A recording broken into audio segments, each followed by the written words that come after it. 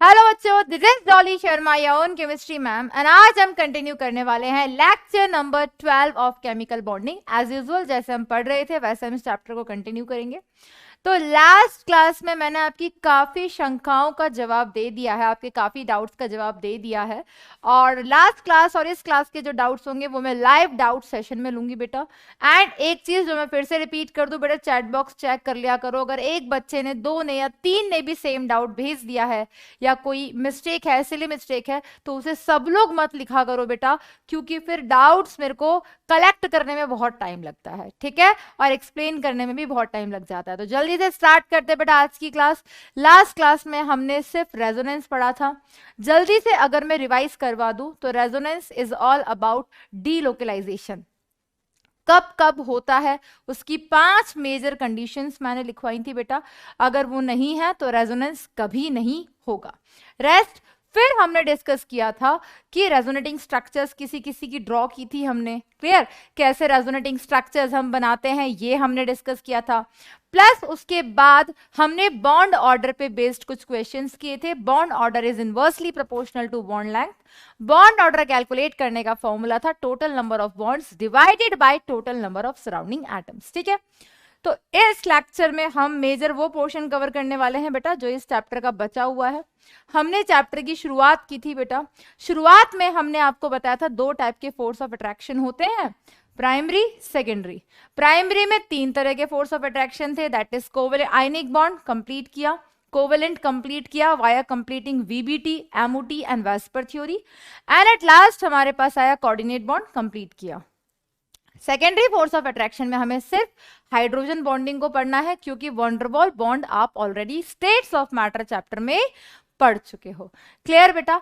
तो अभी जो चीजें पेंडिंग चल रही हैं वो ये है बेटा, ये जो चीजें हैं पैक बॉन्डिंग, ये एक चैप्टर आएगा बेटा पी ब्लॉक, वहां पे फिर से हम इसे रिपीट करेंगे। तो यहां पे मैं आपको इसका थोड़ा सा हिंट देने वाली हूं।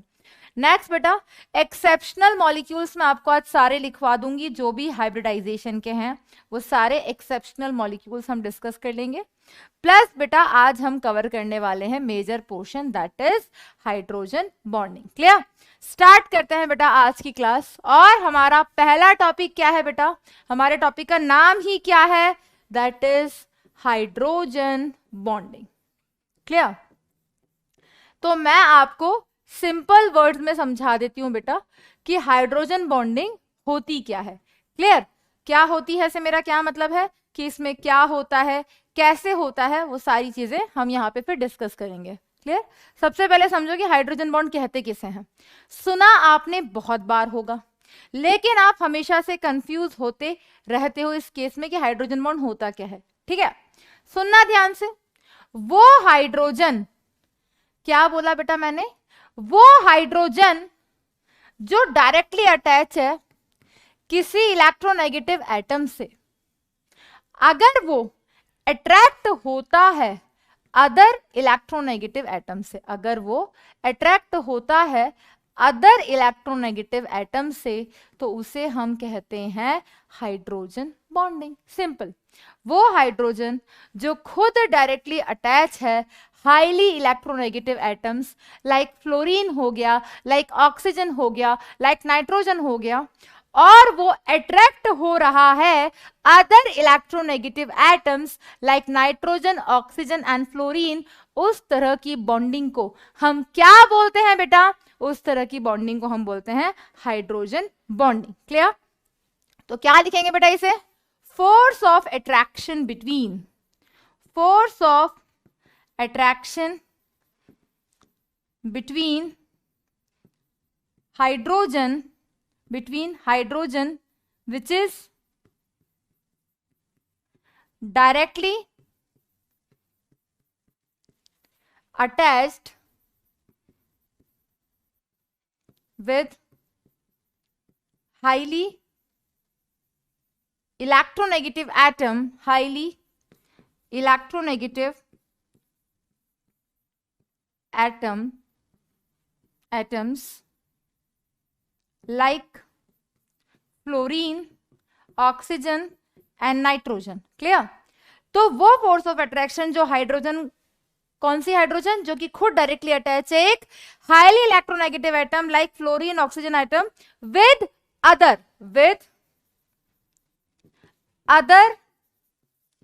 highly electronegative with other highly electronegative atoms like fluorine, oxygen and nitrogen. तो ये तो मैंने आपको रिप्रेजेंट करके भी बता दिया, क्लियर। तो हाइड्रोजन बॉन्डिंग के और एग्जांपल्स भी हम पढ़ेंगे। तो क्या बोला बेटा मैंने? वो हाइड्रोजन जो खुद डायरेक्टली अटैच है किसी इलेक्ट्रोनेगेटिव एटम से, हाईली इलेक्ट्रोनेगेटिव एटम से, अगर वो अट्रैक्ट होता है किसी अदर इलेक्ट्रोनेगेटिव एटम से, तो इस फोर्स ऑफ अट्रैक्शन को हम क्या बोलते हैं? इस फोर्स ऑफ अट्रैक्शन को हम बोलते हैं हाइड्रोजन बॉन्डिंग। अब ये जो हाइड्रोजन बॉन्डिंग है इसे और क्या बोलते हैं? इसे हम डायपोल फोर्स ऑफ अट्रैक्शन भी कहते हैं। क्या बोलते हैं? It is a type of, ये एक तरीके का डायपोल फोर्स ऑफ अट्रैक्शन है। It is a type of dipole force of attraction. ये एक तरीके का डायपोल फोर्स ऑफ अट्रैक्शन है। और ये जो हाइड्रोजन बॉन्डिंग होती है ये दो तरीके से होती है। कैसे होती है ये मैं आपको अभी बता देती हूं। उससे पहले मैं आपको लिखवा देती हूं बेटा क्या कंडीशंस हैं for the formation of hydrogen bond. Clear? So conditions for hydrogen bonding. तो हाइड्रोजन बॉन्डिंग परफॉर्म की जाए, उसकी हमारे पास मेजर कंडीशंस क्या होती है बेटा वो समझना। इंपॉर्टेंट कंडीशंस है दोनों बेटा। कंडीशन नंबर 1, ये तो ज्यादा बड़ा हो गया, इस वजह से तुम लाइन खींच देते है ना। यस, तो बेटा क्या कंडीशन है समझते हैं। कंडीशन नंबर 1 सुनेंगे बेटा। बॉन्डिंग का जी भी नहीं आया मैम पूरा। हाइड्रोजन बॉन्डिंग तो समझेंगे बेटा। Condition number 1 clear. Condition number 1 क्या है? हाइड्रोजन जिस एटम से अटैच है, हमने यहां पर डेफिनेशन क्या लिखी बेटा? हाइड्रोजन जिससे अटैच है वो एटम क्या होना चाहिए? हाईली इलेक्ट्रोनेगेटिव होना चाहिए। हाइड्रोजन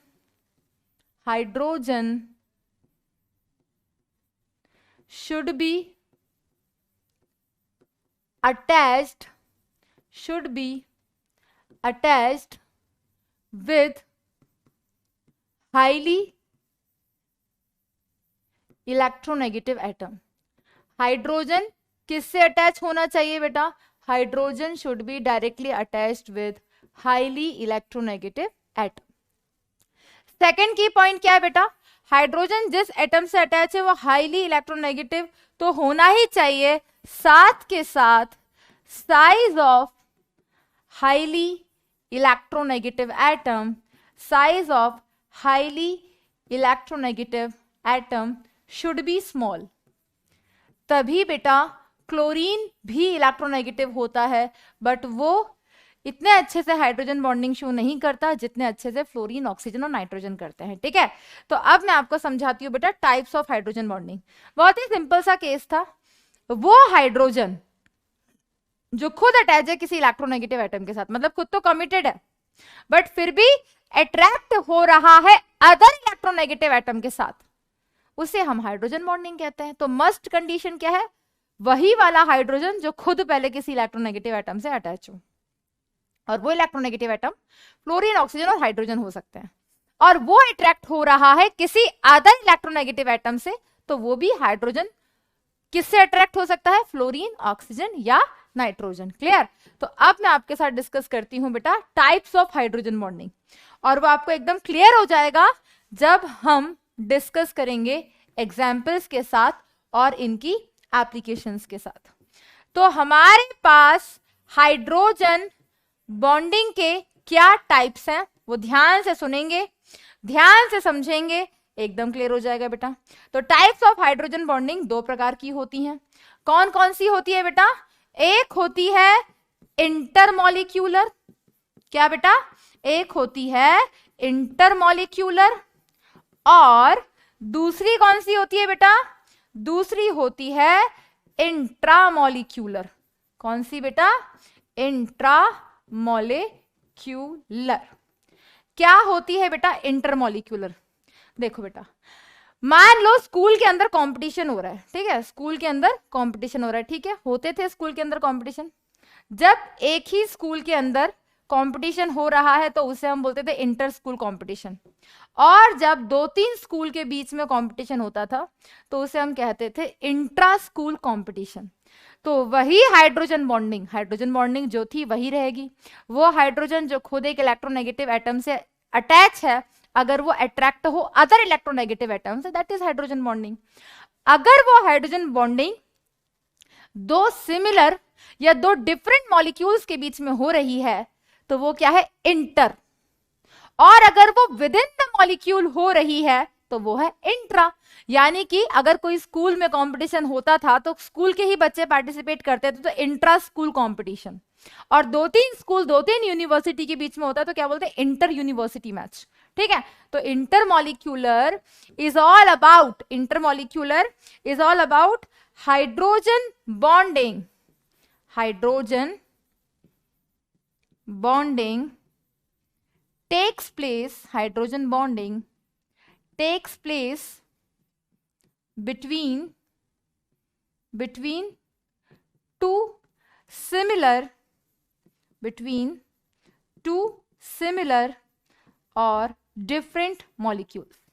वही हाइड्रोजन बॉन्डिंग अगर दो सिमिलर या डिफरेंट मॉलिक्यूल्स के बीच में हो रही है तो वो क्या है बेटा, वो क्या है, वो है इंटरमॉलिक्यूलर। और वही हाइड्रोजन बॉन्डिंग किस किस के बीच में हो रही है बेटा, if hydrogen bonding takes place, किस किस के बीच में, takes place within the molecule, उसे हम क्या बोलेंगे, उसे हम बोलेंगे बेटा इंट्रामॉलिक्यूलर हाइड्रोजन बॉन्डिंग। क्लियर? समझना बेटा, एग्जाम्पल के साथ समझाते हैं आपको, देखना बेटा ध्यान से। यहां पे मैंने क्या बनाया, यहां पे मैंने बनाया ऑर्थोनाइट्रोफिनोल। ऑर्थोनाइट्रोफिनोल किसे बोलते हैं बेटा, फिनोल होता है बेंजीन के ऊपर OH, ये इसके पाई बॉन्ड हो गए और इसकी ऑर्थो पोजीशन पे नाइट्रो ग्रुप लगा हुआ है, तो इसका नाम क्या है, इसका नाम है ऑर्थो नाइट्रोफिनोल। क्लियर बच्चों? वहीं पे बेटा यहां हमने एग्जाम्पल देख लिया, एग्जाम्पल हमने 2 वाटर मॉलिक्यूल ले लिए, ठीक है, एक वाटर मॉलिक्यूल ये रहा और दूसरा वाटर मॉलिक्यूल ये रहा। अब इस केस में यहां पर हाइड्रोजन बॉन्डिंग हमको बतानी है, तो हमने क्या कहा, हमने कहा वो हाइड्रोजन जो खुद अटैच है किसी इलेक्ट्रोनेगेटिव एटम के साथ, अगर वो अट्रैक्ट हो किसी अदर इलेक्ट्रोनेगेटिव एटम के साथ तो उसे हम हाइड्रोजन बॉन्डिंग कहते हैं। और वो हाइड्रोजन बॉन्डिंग अगर 2 सिमिलर या 2 डिफरेंट मॉलिक्यूल्स के बीच में होती है तो वो कहलाती है इंटरमॉलिक्यूलर। क्लियर? इंट्रामॉलिक्यूलर क्या होती है, वो हाइड्रोजन जो खुद अटैच है किसी इलेक्ट्रोनेगेटिव एटम के साथ, अगर वो अट्रैक्ट हो रहा है अदर इलेक्ट्रोनेगेटिव एटम के साथ विद इन द मॉलिक्यूल, वो कहलाएगी इंट्रामॉलिक्यूलर हाइड्रोजन बॉन्डिंग। क्लियर बेटा? That is all about hydrogen bonding.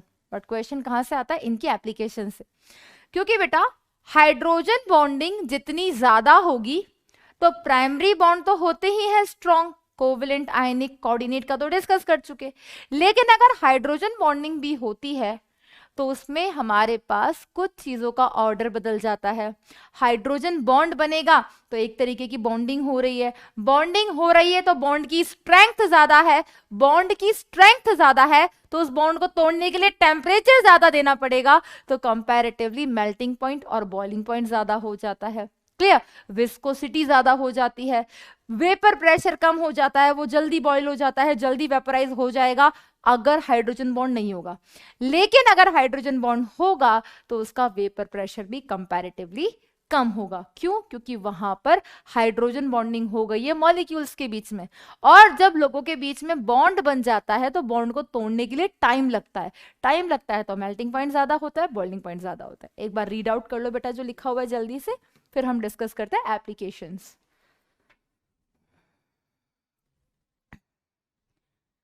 Clear? तो अब हम डिस्कस करते हैं बेटा applications of intermolecular hydrogen bonding. One by one दोनों को डिस्कस करेंगे, ठीक है? एप्लीकेशंस ऑफ इंटरमॉलिक्यूलर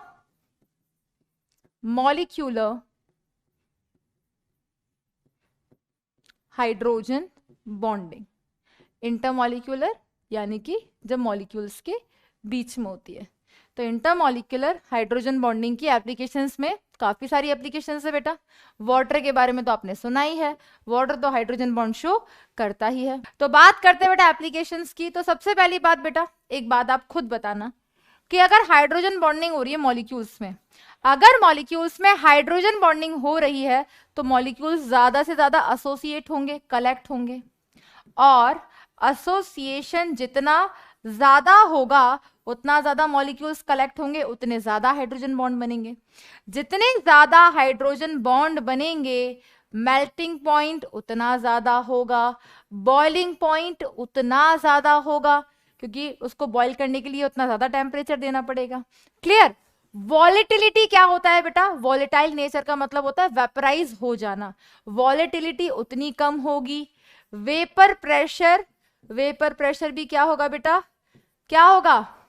कंपैरेटिवली कम हो जाएगा। ऐसा क्यों हो रहा है समझो एक एक टर्म्स, क्योंकि ये टर्म्स आप पढ़ चुके हो इसलिए मैंने आपको इस तरीके से लिखवाया है। क्लियर? ये सारी टर्म्स आपने पढ़ी हैं कहां पर? States of matter chapter. Surface tension क्या हो जाएगा बेटा? सरफेस टेंशन बढ़ जाएगा। विस्कोसिटी क्या हो जाएगी बेटा? बढ़ जाएगी। तो ये सारे पॉइंट्स पहले मैं आपको एक्सप्लेन कर दूं, डेफिनेशन में नहीं लिखवाने वाली बेटा। आपको ऑलरेडी सर ने स्टेट्स ऑफ मैटर में लिक्विड स्टेट चैप्टर में surface tension, viscosity, melting point, boiling point already discuss किया होगा, इंक्लूडिंग वेपर प्रेशर। क्लियर? वहां पर आपने ये पॉइंट्स डिस्कस किए होंगे, बट फिर भी कोई ना, मैं सारे पॉइंट समझा रही हूं, सुनना ध्यान से बेटा। अपन ने दो चीजें ली बेटा, एक हमने लिया एक बॉटल में पानी और एक हमने एक बॉटल में लिया पेट्रोल। हमने एक तरफ फर्श पे फैला दिया पेट्रोल और एक तरफ फर्श पे फैला दिया पानी, ठीक है? दोनों में से पहले कौन सूख जाएगा? पेट्रोल तो बहुत जल्दी वेपराइज हो जाता है। पेट्रोल वेपराइज हो गया पर वाटर सरफेस पे अभी भी है। बट अगर 4-5 दिन तक वो पानी रहे या 2-3 दिन तक रहे और गर्मी बहुत रहे तो वो पानी भी वेपराइज हो जाएगा। लेकिन पहले पेट्रोल वेपराइज क्यों हुआ? क्योंकि पेट्रोल के मॉलिक्यूल्स में किसी भी तरह की स्ट्रॉन्ग बॉन्डिंग नहीं थी, लेकिन वाटर के जो मॉलिक्यूल्स थे उनमें हो रही थी इंटरमॉलिक्यूलर हाइड्रोजन बॉन्डिंग। उन हाइड्रोजन बॉन्डिंग होने की वजह से उनके बीच में एक बॉन्ड बन गया। बॉन्ड बन गया तो अब वो इजीली ना वेपराइज होंगे, तो उनका वेपर प्रेशर कम हो गया। Pressure exerted over the surface of liquid by the surface of liquid at equilibrium। Clear? पढ़ा हुआ है बेटा वेपर प्रेशर। तो वेपर प्रेशर क्या हो गया? कंपैरेटिवली कम हो गया। वॉलेटाइल नेचर कम हो गया, क्योंकि हाइड्रोजन बॉन्डिंग जितनी ज्यादा होगी वॉलेटिलिटी उतनी कम होगी। इजीली वेपराइज क्यों होगा? कोई भी चीज वेपराइज तब होगी जब उनके बीच में कोई बॉन्ड नहीं है। क्लियर? तो अब वॉलेटिलिटी कम, वेपर प्रेशर कम, और मेल्टिंग पॉइंट और बॉइलिंग पॉइंट इंक्रीज हो गया। क्यों इंक्रीज हुआ? उनके बीच में बॉन्डिंग हो गई है। बॉन्डिंग हो गई है तो बॉइलिंग पॉइंट क्या है? वो टेम्परेचर जब लिक्विड का वेपर प्रेशर एटमॉस्फेयर के वेपर प्रेशर के बराबर हो जाए, उसके लिए सब बॉन्ड टूटने पड़ेंगे तभी तो बराबर होगा। तो उस केस में टेम्परेचर ज्यादा देना पड़ेगा बॉन्ड तोड़ने के लिए, तो बॉइलिंग पॉइंट बढ़ गया, मेल्टिंग पॉइंट बढ़ गया। विस्कोसिटी अगर हिंदी में एक बोलूं मैं गाढ़ापन, वो कितना ज्यादा होगा? जितना ज्यादा उनका इंटरमॉलिक्यूलर फोर्स ऑफ अट्रैक्शन होगा। और इंटरमॉलिक्यूलर फोर्स ऑफ अट्रैक्शन यहां पर किस तरीके का है? यहां पर है हाइड्रोजन बॉन्ड। क्लियर? तो जितनी ज्यादा हाइड्रोजन बॉन्डिंग होगी, जितनी ज्यादा इंटरमॉलिक्यूलर हाइड्रोजन बॉन्डिंग होगी, ये सारे फैक्टर्स एक साथ वर्क करेंगे। नेक्स्ट और क्या क्या एप्लीकेशन है बेटा? Formation of dimer in acid. Formation of dimer in acid. Acid में डाइमर का फॉर्मेशन होता है। कैसे होता है देखना बेटा। एसिड हम किसे बोलते हैं? For example RC double bond OOH। ये एसिड दूसरे एसिड के साथ हाइड्रोजन बॉन्डिंग शो कर रहा है, C double bond O O H. अब इस केस में देखना बेटा, वो हाइड्रोजन जो खुद अटैच है एक इलेक्ट्रोनेगेटिव एटम के साथ, वो अट्रैक्ट हो रहा है अदर इलेक्ट्रोनेगेटिव एटम के साथ। वो हाइड्रोजन जो खुद अटैच है एक इलेक्ट्रोनेगेटिव एटम के साथ, वो अट्रैक्ट हो रहा है अदर इलेक्ट्रोनेगेटिव एटम के साथ। तो यहां पर एक तरीके की क्या हो गई बेटा, यहां पर हो गई एक तरीके की हाइड्रोजन बॉन्डिंग। और ये कौन सी है, इंटरमॉलिक्यूलर, जो दो डिफरेंट या दो सिमिलर मॉलिक्यूल्स के बीच में होती है। तो एसिड का डायमर एग्जिस्ट क्यों करता है, इस तरह की बॉन्डिंग होने की वजह से। ठीक है बेटा, नेक्स्ट एप्लीकेशन हम डिस्कस करते हैं, दैट फॉर्मेशन। आपने सुना होगा बेटा कि KHF2 एग्जिस्ट करता है, फॉर्मेशन ऑफ KHF2। ये मॉलिक्यूल जो एग्जिस्ट करता है ये भी हाइड्रोजन बॉन्डिंग की वजह से ही करता है। कैसे होती है रिएक्शन, समझना बेटा ध्यान से। जब हम KF की रिएक्शन HF के साथ कराते हैं, तो हमें पता है ये K प्लस होता है, F माइनस होता है। ये F माइनस इस हाइड्रोजन से अट्रैक्ट होता है जो कि खुद एक इलेक्ट्रोनेगेटिव एटम से अटैच है। क्या होता है बेटा, ये जब रिएक्शन करते हैं तो K प्लस तो अलग, और ये जो HF है इसका जो हाइड्रोजन है इससे अट्रैक्ट होता है ये फ्लोरीन, क्लियर, इस हाइड्रोजन से। तो यहां से ये किसका फॉर्मेशन करते हैं, KHF2 का। और ये हाइड्रोजन बॉन्डिंग होने की वजह से ही ये एग्जिस्ट करता है। KHCl2 ये सब एग्जिस्ट नहीं करते। कौन कौन से, KHCl2, KHBr2, KHI2 does not exist due to absence of, क्योंकि उनमें क्या नहीं होती, उनमें हाइड्रोजन बॉन्डिंग नहीं होती, इस वजह से वो एग्जिस्ट नहीं करते।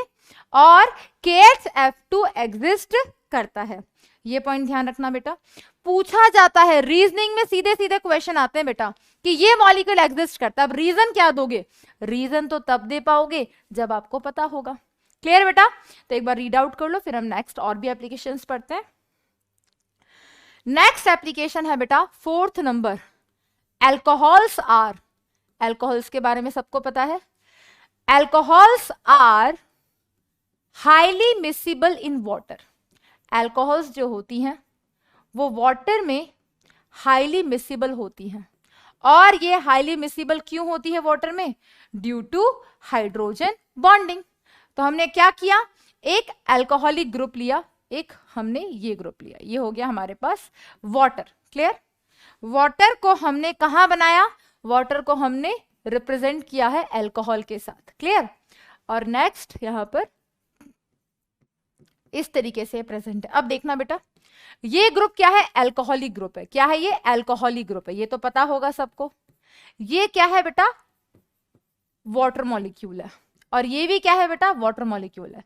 तो आपने नॉर्मली देखा होगा अल्कोहल्स जो होती है वाटर में हाईली मिसिबल होती हैं, आप देखकर सेपरेट भी नहीं कर सकते। क्यों, अब देखो वहां भी हाइड्रोजन बॉन्डिंग हो रही होती है। कैसे बेटा, वो हाइड्रोजन जो खुद अटैच है किसी इलेक्ट्रोनेगेटिव एटम के साथ, वो अट्रैक्ट हो रहा है अदर इलेक्ट्रोनेगेटिव एटम के साथ। क्लियर, वो हाइड्रोजन जो खुद अटैच है किसी इलेक्ट्रोनेगेटिव एटम के साथ, वो अट्रैक्ट हो रहा है अदर इलेक्ट्रोनेगेटिव एटम के साथ। ये क्या हो रही है, hydrogen bonding between two different molecules. क्या हो गई, intermolecular hydrogen bonding. That is the reason कि अल्कोहल्स वाटर में हाईली मिसिबल होती हैं, क्योंकि ये इनके साथ अच्छे से इंटरमिक्स हो जाते हैं, और इनके इंटरमिक्स होने की वजह से इनके बीच में बॉन्ड बन जाता है। बॉन्ड बन जाता है तो ये हाईली मिसिबल होती हैं वाटर के अंदर। That is the third application बेटा। नेक्स्ट एप्लीकेशन डिस्कस करते हैं, जो आप आगे भी पढ़ेंगे हम बेटा पी ब्लॉक एलिमेंट्स में। अब इस केस में इतना ध्यान रखना लेकिन बेटा कि जैसे जैसे आर का साइज इंक्रीज होगा, क्लियर, आर अगर इंक्रीज होते चले जाएंगे तो अल्कोहल ग्रुप में अगर एल्काइल ग्रुप इंक्रीज होते चले जाएंगे तो सरफेस एरिया इंक्रीज होता जाएगा, और उसके बाद इतनी इफेक्टिव हाइड्रोजन बॉन्डिंग नहीं होगी। उतनी इफेक्टिव हाइड्रोजन बॉन्डिंग अगर नहीं होगी तो अल्कोहल की सॉल्युबिलिटी वाटर में कम होती चली जाएगी। इसीलिए इथेनॉल वाटर में अच्छा सॉल्युबल होता है, लेकिन अगर number of carbon atom increase होते चले जाएं तो इनकी सॉल्युबिलिटी कम होती चली जाती है। ठीक है, नेक्स्ट फिफ्थ एप्लीकेशन है बेटा हमारे पास, that extent of surface tension. हालांकि मैंने आपको अभी बताया सरफेस टेंशन क्या होता है बेटा, सरफेस पे जो टेंशन क्रिएट होती है, पढ़ा हुआ है बेटा सरफेस टेंशन क्या होता है। जो हमारे पास मान लो एक ग्लास पानी है भर के रखा हुआ है, लेकिन उसके जो सरफेस के मॉलिक्यूल्स हैं वो नीचे से ऊपर की तरफ फोर्स ऑफ अट्रैक्शन एक्सर्ट कर रहे हैं, प्रेशर एक्सर्ट कर रहे हैं, और अगर उतना ही प्रेशर उनको ऊपर से मिल जाए और वो फोर्स जो बैलेंस हो जाती है, दैट इज द रीजन कि मच्छर पानी पे टिक पाता है, क्योंकि वो उतना ही प्रेशर लगा रहा है। दैट इज द रीजन कि अगर एक भरा हुआ ग्लास का पानी और उसमें हम वन बाय ड्रॉप डालते चले जाएं तो वो ऐड करता चला जाता है। Clear, that is the reason कि रेन ड्रॉप स्फेरिकल फॉर्म में होती है। ये भी आपने पढ़ा है स्टेट्स ऑफ मैटर में, लिक्विड स्टेट में, एप्लीकेशंस में। क्लियर, तो यहां पर सरफेस टेंशन भी क्या होगा आप खुद बताओ। अगर हाइड्रोजन बॉन्डिंग बहुत अच्छी हो रही है तो इंटरमॉलिक्यूलर फोर्स ऑफ अट्रैक्शन भी उतना अच्छा होगा, अंदर से पार्टिकल और अच्छा फोर्स ऑफ अट्रैक्शन एक्सर्ट करेंगे तो सरफेस पे टेंशन उतना अच्छा क्रिएट होगा, सरफेस टेंशन उतना ज्यादा होगा। तो सरफेस टेंशन क्या होगा बेटा, उतना ही ज्यादा होगा। अगर मैं आपसे पूछूं वाटर, मीथेनॉल और इथेनॉल में सबसे ज्यादा सरफेस टेंशन किस में होगा, तो आप क्या आंसर करोगे? करो बच्चों आंसर, सोचो उसके बाद आंसर करना। यस बेटा, जल्दी बताओ बेटा क्या आंसर करोगे? बिल्कुल आप आंसर करोगे ये, फिर ये। क्यों बेटा? जैसे जैसे आर ग्रुप इंक्रीज होते चले जा रहे हैं, आर ग्रुप इंक्रीज होते चले जा रहे हैं, हाइड्रोजन बॉन्डिंग क्या होती जाएगी बेटा, कम इफेक्टिव होती चली जाएगी।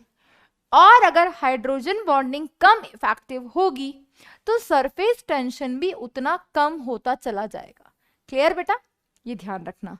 सेम फैक्टर है हमारे पास विस्कोसिटी वाला, विस्कोसिटी भी उतनी ज्यादा होगी जितना ज्यादा इंटरमॉलिक्यूलर फोर्स ऑफ अट्रैक्शन है।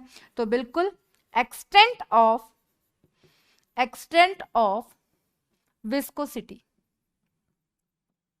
तो विस्कोसिटी भी बेटा उतनी ज्यादा होगी जितनी ज्यादा हाइड्रोजन बॉन्डिंग होगी। मैं सीधे एग्जांपल दे देती हूं, मैंने आपको एग्जांपल दिया मीथेनॉल, नेक्स्ट एग्जांपल दिया ग्लाइकोल, थर्ड एग्जांपल दिया ग्लिसरॉल। बताओ बेटा सबसे ज्यादा हाइड्रोजन बॉन्डिंग किस में होगी, उसके हिसाब से आप एक्सटेंट ऑफ विस्कोसिटी बता पाओगे, क्योंकि विस्कोसिटी उतनी ज्यादा होगी जितनी ज्यादा हाइड्रोजन बॉन्डिंग होगी, और हाइड्रोजन बॉन्डिंग उतनी ज्यादा होगी जितने आर ग्रुप कम होंगे। तो इन तीनों का क्या ऑर्डर आएगा?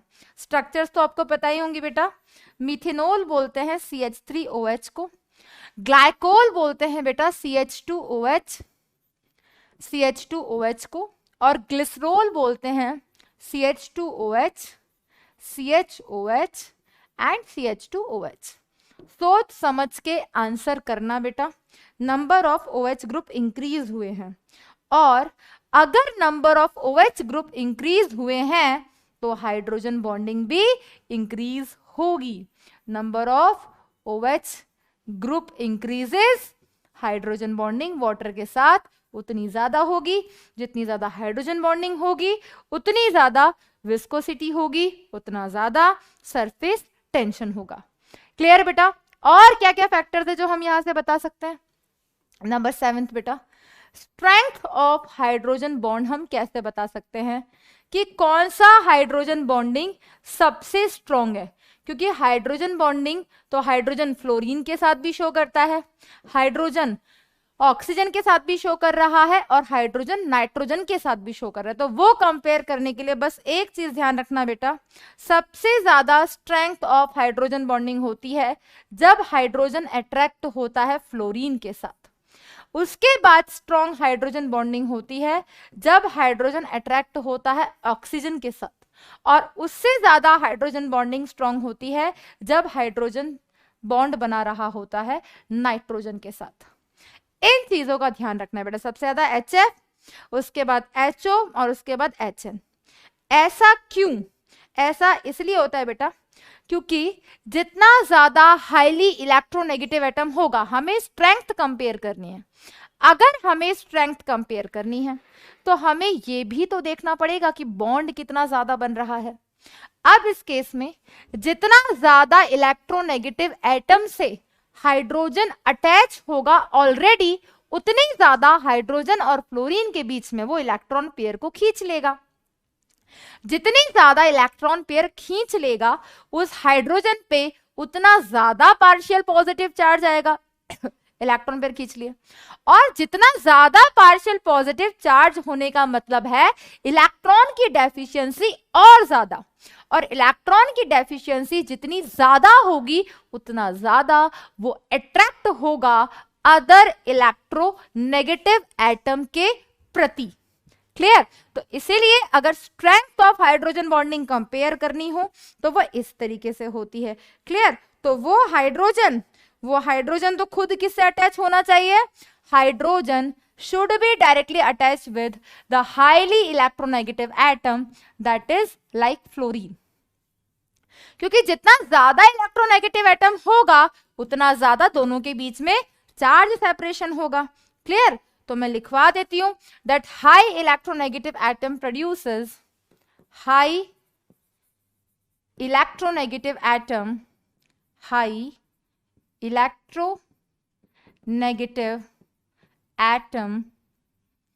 produces highly positive charge. क्या बेटा? उतना ज्यादा हाई पार्शियल पॉजिटिव चार्ज हो जाएगा हाइड्रोजन पे।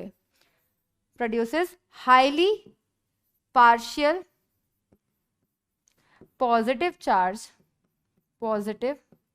Charge on hydrogen. और जितना ज्यादा पार्शियल पॉजिटिव चार्ज इस हाइड्रोजन पे आएगा, ये उतना ज्यादा हाइड्रोजन इलेक्ट्रॉन डेफिशिएंट होगा, तो सो विल अट्रैक्ट, उतना ज्यादा अट्रैक्ट करेगा, will attract other electronegative atom like. कैसे अदर इलेक्ट्रोनेगेटिव एटम को अट्रैक्ट करेगा? Like fluorine, oxygen and nitrogen. Clear हो गया बेटा? इस पॉइंट को एक बार फिर से रीड आउट करो। स्ट्रेंथ ऑफ हाइड्रोजन बॉन्डिंग की बात हो रही है। क्लियर? तो कैसे कंपेयर किया? मैंने बोला कि स्ट्रेंथ ऑफ हाइड्रोजन बॉन्ड, तो hydrogen should be directly attach with the high electronegative atom like fluorine.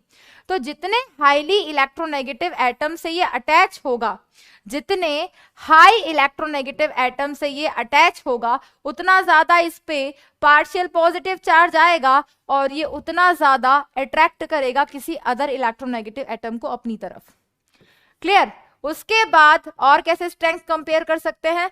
Fluorine के बाद सेकंड इलेक्ट्रोनेगेटिव एटम ऑक्सीजन को उतना ज्यादा अट्रैक्ट करेगा, और थर्ड नाइट्रोजन को उतना ज्यादा अट्रैक्ट करेगा। बट जितना ज्यादा हाईली इलेक्ट्रोनेगेटिव एटम से वो खुद अटैच होगा डायरेक्टली, उतना ज्यादा इस हाइड्रोजन पे पार्शियल पॉजिटिव चार्ज होगा। जितना ज्यादा पार्शियल पॉजिटिव चार्ज होगा उतनी ज्यादा टेंडेंसी होगी अदर इलेक्ट्रोनेगेटिव एटम के प्रति। तो ये बताना चाह रही थी मैं। क्लियर? ये बताना चाह रही थी मैं स्ट्रेंथ ऑफ हाइड्रोजन बॉन्डिंग में। क्लियर? तो अब इस केस में ये पॉइंट्स ध्यान रखना कि ये कैसे अट्रैक्ट करेगा। तो अब अगर देखा जाए तो हाइड्रोजन तो खुद सबसे अच्छी हाइड्रोजन बॉन्डिंग की स्ट्रेंथ कहाँ होगी? जहां हाइड्रोजन खुद तो अटैच हो एक हाईली इलेक्ट्रोनेगेटिव एटम के साथ, जहां हाइड्रोजन खुद तो अटैच हो एक हाईली इलेक्ट्रोनेगेटिव एटम के साथ, लेकिन वो अट्रैक्ट किसी को भी कर सकता है, और अट्रैक्ट सबसे ज्यादा उन इलेक्ट्रॉन को करेगा जो इलेक्ट्रॉन इजीली दे सकता है उसे। और सबसे ज्यादा इजीली कौन दे सकता है बेटा? Nitrogen, then oxygen and then fluorine. क्योंकि fluorine is highly electronegative, so it will not donate electron easily. ये ध्यान रखना, काफी इलेक्ट्रोनेगेटिव होता है तो उसका काम तो खींचने का है, वो देने का काम करता ही नहीं है। तो मैं यहां पे लिखवा देती हूं that fluorine is highly electronegative, so it will not donate, it will not donate electrons, वो इजीली इलेक्ट्रॉन डोनेट नहीं करता, ये ध्यान रखना। तो यहां पर हमने समझा क्या, वो सुनना बच्चों ध्यान से, ताकि किसी भी तरीके का कंफ्यूजन ना हो। यहाँ पे हमने आपको ये बताया बेटा कि अगर कभी भी कंपेयर करना हो कि कौन सा सबसे ज्यादा स्ट्रॉन्ग हाइड्रोजन बॉन्ड है, तो उसमें तो बस इतना चेक करना कि हाइड्रोजन खुद अटैच होना चाहिए एक हाई इलेक्ट्रोनेगेटिव एटम, और वो सबसे हाईली इलेक्ट्रोनेगेटिव एटम है फ्लोरीन, क्योंकि जितना ज्यादा हाईली इलेक्ट्रोनेगेटिव एटम से अटैच होगा उतना ज्यादा वो उससे इलेक्ट्रॉन खींच लेगा, और उतनी ज्यादा टेंडेंसी हो जाएगी, उतना ज्यादा पार्शियल पॉजिटिव चार्ज आ जाएगा उस हाइड्रोजन पे जो उससे डायरेक्टली अटैच है। अब वो हाइड्रोजन उसी से तो अट्रैक्ट होगा जो उसको इलेक्ट्रॉन दे सकता है, लेकिन फ्लोरीन का काम तो बस लेने का है, वो देने की टेंडेंसी ही नहीं रखता। इसलिए अगर ओवरऑल स्ट्रेंथ हम देखें तो ये देखना बेटा, हाइड्रोजन तो खुद डायरेक्टली अटैच हो फ्लोरीन से, लेकिन जिसे अट्रैक्ट कर रहा है अगर वो नाइट्रोजन है तो सबसे ज्यादा स्ट्रेंथ उसकी, उसके बाद अगर ऑक्सीजन है तो उसकी स्ट्रेंथ, और अगर उसके बाद फ्लोरीन है तो उसकी स्ट्रेंथ। ये पॉइंट है बेटा स्ट्रेंथ ऑफ हाइड्रोजन बॉन्ड का।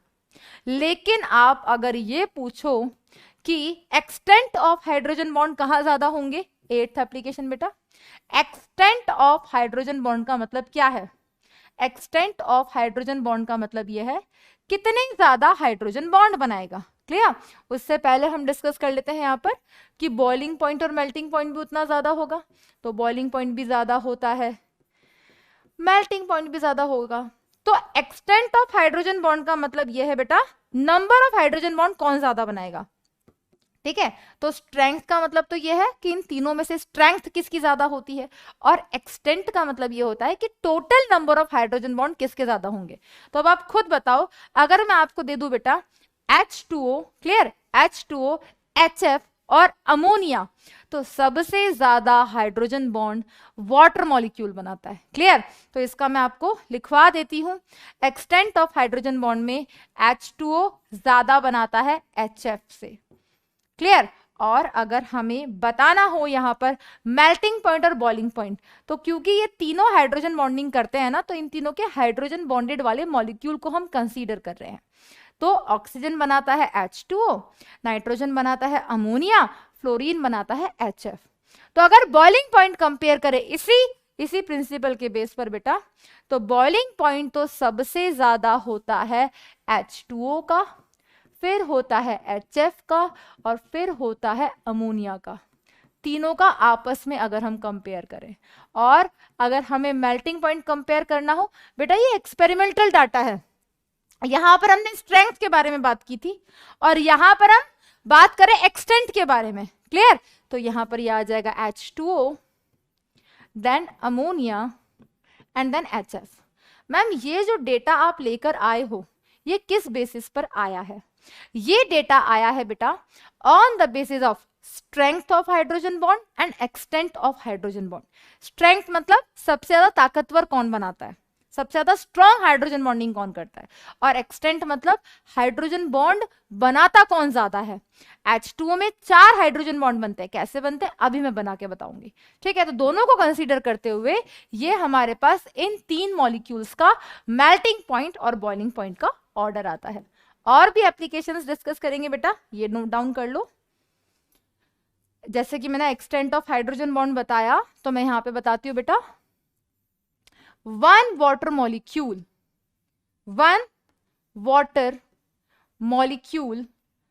forms 4 hydrogen bond. एक वाटर मॉलिक्यूल 4 हाइड्रोजन बॉन्ड बनाता है। रिप्रेजेंट करके बताते हैं बेटा, ये मान लो एक वाटर मॉलिक्यूल है। क्लियर? क्लियर? अब ये जो एक वाटर मॉलिक्यूल है कहां कहां से हाइड्रोजन बॉन्डिंग कर सकता है, देखना बेटा ध्यान से, ये कहां कहां से हाइड्रोजन बॉन्डिंग कर सकता है। तो इस केस में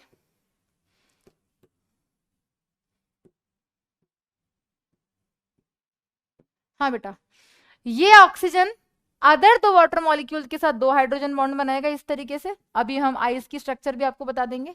ये हाइड्रोजन भी अदर ऑक्सीजन से अट्रैक्ट होगा, और ये भी, तो ये इस तरीके से 4 हाइड्रोजन बॉन्ड बनाते हैं, ये ध्यान रखना। क्लियर? जो हमारे पास ice has cage like structure. Cage like structure, और उसकी स्ट्रक्चर से आपको और क्लियर हो जाएगा। करते हैं बेटा डिस्कस। हमारे पास 4 वाटर मॉलिक्यूल है, ठीक है, हमने 4 वाटर मॉलिक्यूल ले लिए। कौन कौन से ले लिए बेटा, देखना यहां पे ध्यान से।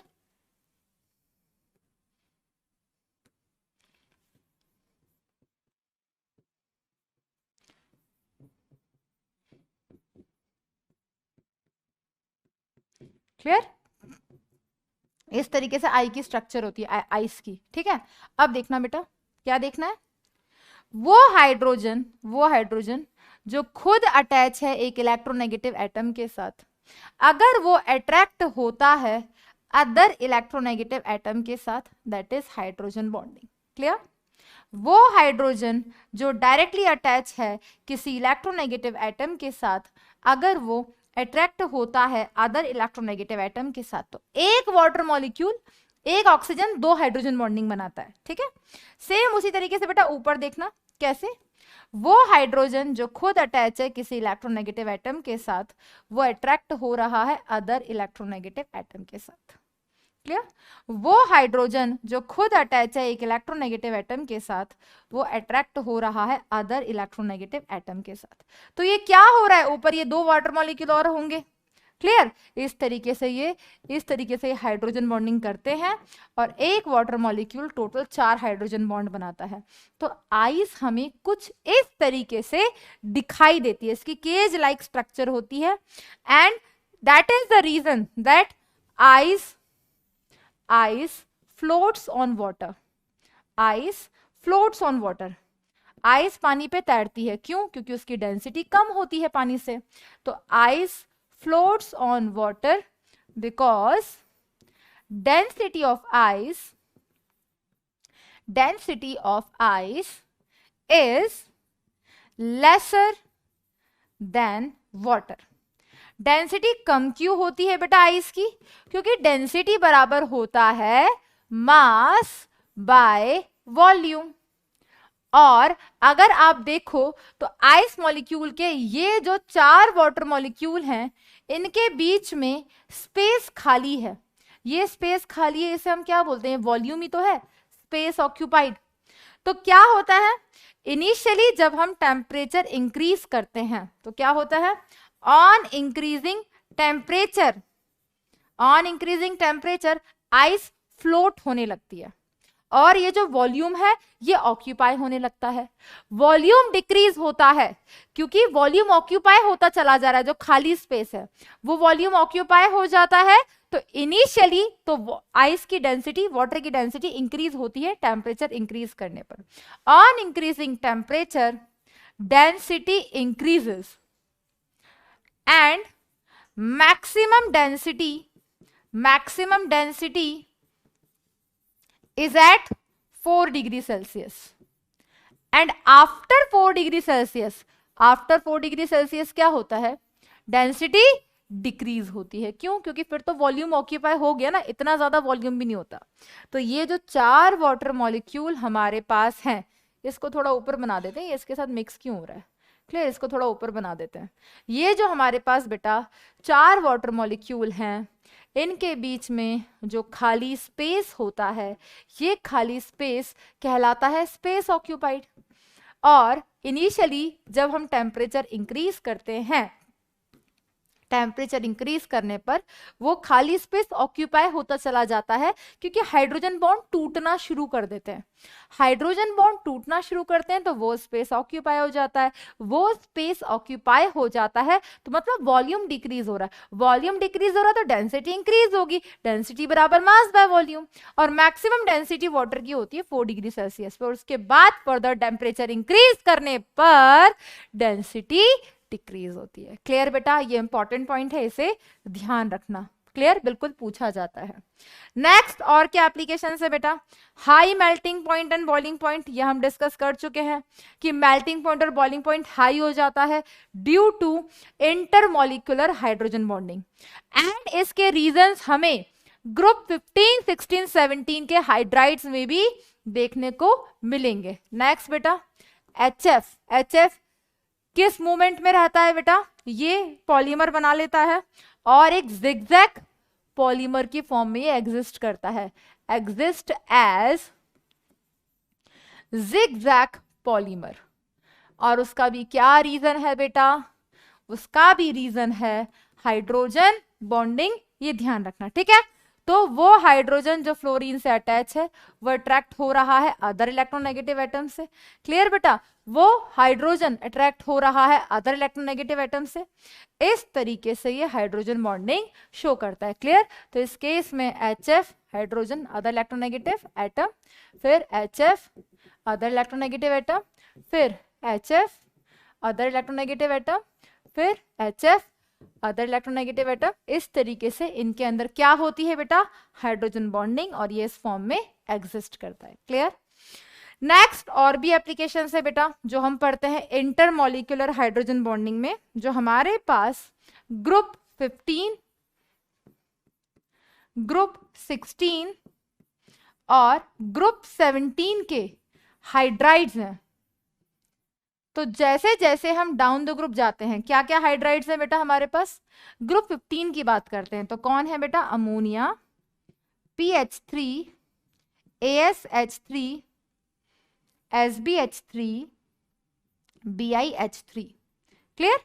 ग्रुप 16 के कौन है, H2O, H2S, H2SE, H2TE, H2PO। Group 17 के हाइड्राइड्स क्या है बेटा, HF, HCl, HBr, HI। अब ये जो हाइड्राइड्स हैं होना क्या था, डाउन द ग्रुप जा रहे हैं, डाउन द ग्रुप जाने पर मॉलिक्यूलर वेट इंक्रीज हो रहा है, वो जितना ज्यादा होता है वॉन डर वाल फोर्सेस उतनी ज्यादा होती हैं, और वो जितनी ज्यादा होती हैं बॉइलिंग पॉइंट उतना ज्यादा होता है, मेल्टिंग पॉइंट उतना ज्यादा होता है। लेकिन इन तीनों के हाइड्राइड्स के मेल्टिंग पॉइंट और बॉइलिंग पॉइंट में आ जाता है एक्सेप्शन, और यहां पर ये अमोनिया, यहां पर ये वाटर, एंड यहां पर ये HF exceptionally high melting point और हाई बॉइलिंग पॉइंट को रिप्रेजेंट करता है। अगर मैं बात करूं बेटा ग्रुप 16 की, तो ग्रुप 16 में डाउन द ग्रुप बिल्कुल इंक्रीज होगा, लेकिन H2O का चाहे मेल्टिंग पॉइंट कहो चाहे बॉइलिंग पॉइंट कहो सबसे ज्यादा होगा। Reason, hydrogen bonding intermolecular. इसको यहाँ पे मिड में पोजीशन मिलती है और इसको भी एक्सेप्शनली यहाँ पर मिड में पोजीशन मिलती है। तो मैं तीनों का ऑर्डर भी लिखवा देती हूँ बेटा। सबसे पहले बात करते हैं ग्रुप 15 की, और ग्रुप 15 में सबसे पहले हम लिख लेते हैं मेल्टिंग पॉइंट का ऑर्डर, क्लियर, बॉइलिंग पॉइंट और मेल्टिंग पॉइंट का ऑर्डर। तो यहाँ पे एक ही एक्सेप्शन है, सबसे पहले लिख लेते हैं बेटा बॉइलिंग पॉइंट का। तो होना क्या चाहिए था बेटा, देखो होना क्या चाहिए था, डाउन द ग्रुप जा रहे हैं, डाउन द ग्रुप जाने पर मॉलिक्यूलर मास इंक्रीज हो रहा है, लेकिन एक्सेप्शनली यहां पर क्या होगा बेटा, यहां पर सबसे कम PH3, देन ASH3, उसके बाद अमोनिया, उसके बाद SBH3, और BiH3 तो लगभग होता ही नहीं है, क्लियर। तो ये exceptionally due to hydrogen bonding. Same as it is बेटा अगर हम लिखें इसका मेल्टिंग पॉइंट, अगेन अमोनिया की पोजीशन अब आ जाएगी, सेकेंड लास्ट पोजीशन आ जाएगी। क्या ऑर्डर होगा बेटा मेल्टिंग पॉइंट का, यहां पर PH3 as it is down the group जा रहे हैं, मॉलिक्यूलर मास इंक्रीज हो रहा है, मॉलिक्यूलर मास इंक्रीज हो रहा है, वॉन डर वाल फोर्सेस इंक्रीज हो रहे हैं, तो क्या ऑर्डर आ जाता है, that is ASH3, that is SBH3, exceptionally ammonia due to hydrogen bonding, and at last BiH3, clear. अब किसी के मन में ये शक आ रहा होगा कि मैम इसका सबसे ज्यादा क्यों नहीं हुआ, बेटा एक्सपेरिमेंटल डेटा है, ये एक्सेप्शन को हम जस्टिफाई करके रीजन बता रहे हैं कि अमोनिया को ये पोजीशन क्यों मिली, उसको तो यहां आना चाहिए था, कि कंपैरेटिवली ज्यादा हो गया। तो डोमिनेंट फैक्टर कहां पे जो हुआ उसके हिसाब से डिसाइड होता है, ठीक है बेटा। नेक्स्ट बात करते हैं ग्रुप 16। तो ग्रुप 16 का बॉइलिंग पॉइंट बोलो एंड मेल्टिंग पॉइंट बोलो, दोनों का सेम ही ऑर्डर है। यहां पर भी क्या होता है बेटा, डाउन द ग्रुप जा रहे थे, इंक्रीज हो रहा था, बट एक्सेप्शनली सबसे ज्यादा किसका हो जाता है, सबसे ज्यादा हो जाता है वाटर का, H2SE, H2TE, लास्ट में आ जाएगा H2O, क्लियर? अगर रखना चाहो H2PO को तो रख सकते हो, नहीं रखना चाहो तो भी ठीक है, क्योंकि पोलोनियम तो रेडियो एक्टिव हो गया ना। तो ये एक्सेप्शनली हाई है due to hydrogen bonding. Clear बेटा? उसी तरीके से हम यहां पर ऑर्डर लिख लेते हैं, किसका बेटा? ग्रुप 17 का। तो ग्रुप 17 का सबसे पहले हम लिख लेते हैं बॉइलिंग पॉइंट का ऑर्डर। तो बॉइलिंग पॉइंट की अगर हम बात करें, same reason, down the group जा रहे हैं, सब कुछ इंक्रीज हो रहा है ना, बट एक्सेप्शनली HF का सबसे ज्यादा होगा। तो HCl, HBr, HI, सबसे ज्यादा HF due to hydrogen bonding. और अगर मेल्टिंग पॉइंट का ऑर्डर देखें तो उसे सेकेंड लास्ट पोजीशन मिल जाती है, HCl, HBr, HF और एट लास्ट HI। जल्दी से देख लो बेटा, यहां से क्वेश्चन आए हुए हैं बहुत बार और ये इंपॉर्टेंट भी है। क्लियर? उसके बाद मैं आपको क्वेश्चन देती हूँ, वो आपको सॉल्व करना है। ये लिख लो बेटा जल्दी से। लिख तो आप अभी रहे नहीं होंगे, अभी तो सब आप साथ साथ पढ़ रहे होंगे। ठीक है बेटा? एक क्वेश्चन है मेरा आपसे, सोच समझ के जवाब देना। Which of the following can form hydrogen bond? Clear? के सामने 4 ऑप्शन दे दिए जाएंगे, थोड़ा सोच समझ के दिया जाए। कैन फॉर्म रहने देते हैं, मैं इसको कैन नॉट फॉर्म कर देती हूँ, कैन नॉट फॉर्म। क्लियर? एक दे दिया मैंने H2O, एक दे दिया मैंने H2S, एक दे दिया मैंने Fe3O4 और एक दे दिया मैंने अमोनिया। यस बेटा, करो, बताओ आंसर क्या आएगा आपके अकॉर्डिंग। कंडीशंस लिखवाई थी मैंने हाइड्रोजन बॉन्डिंग की।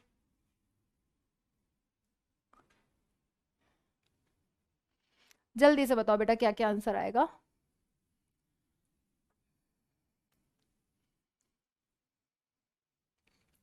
ये तो करता है शो, ठीक है, ये तो शो करता है, ये भी शो करता है। तो ये दोनों कंपटीशन से बाहर, ये दोनों कंपटीशन से बाहर। इसको देखो ध्यान से, यहाँ पे हाइड्रोजन तो है, लेकिन hydrogen should be directly attached with electronegative atom and sulphur is not a electronegative atom. और अगर ये इलेक्ट्रोनेगेटिव एटम है ही नहीं तो इसमें तो हाइड्रोजन बॉन्डिंग नहीं हो सकती। मैम इसमें कैसे हो सकती है? इसमें हाइड्रोजन भले ही नहीं है, लेकिन इसमें इलेक्ट्रोनेगेटिव एटम तो प्रेजेंट है। अदर हाइड्रोजन अगर आ गया और वो अदर इलेक्ट्रोनेगेटिव एटम से अटैच हुआ तो वो तो इससे अट्रैक्ट हो सकता है। मैम इसमें भी तो हो सकता था, बट इसमें अगर अदर मॉलिक्यूल HF भी आ गया, क्लियर, तो उस केस में इसके पास ना तो इलेक्ट्रोनेगेटिव एटम है और ना ही इसमें हाइड्रोजन किसी इलेक्ट्रोनेगेटिव एटम से अटैच है। तो HF चाहकर भी इसके साथ हाइड्रोजन बॉन्डिंग नहीं कर सकता। एक बार देख लो बेटा, सोच लो, और फिर मैं आपको एप्लीकेशंस करवा देती हूं इंट्रा मॉलिक्यूलर हाइड्रोजन बॉन्डिंग की बेटा। क्लियर? तो अच्छे से PhD कर लेंगे इस टॉपिक में, ताकि पेपर में आया हुआ एक एक क्वेश्चन हमसे बन जाए। क्लियर? क्योंकि नेक्स्ट क्लास में हम PYQs डिस्कस करेंगे, तो आई एम एक्सपेक्टिंग आप अच्छे से रिवाइज करके आओगे। ठीक है? तो अगर हम बात करें बेटा इंट्रामॉलिक्यूलर हाइड्रोजन बॉन्डिंग की, that is generally shown by bulky molecules. Bulky molecules का मतलब क्या है बेटा? 5 to 6 मेंबर्ड रिंग होती है हमारे पास, 5 to 6 मेंबर्ड रिंग होती है हमारे पास, जिसमें वो होती है बॉन्डिंग। क्लियर? तो एक दो एग्जांपल तो मैंने आपको बताए थे, और एग्जाम्पल हम डिस्कस कर लेते हैं।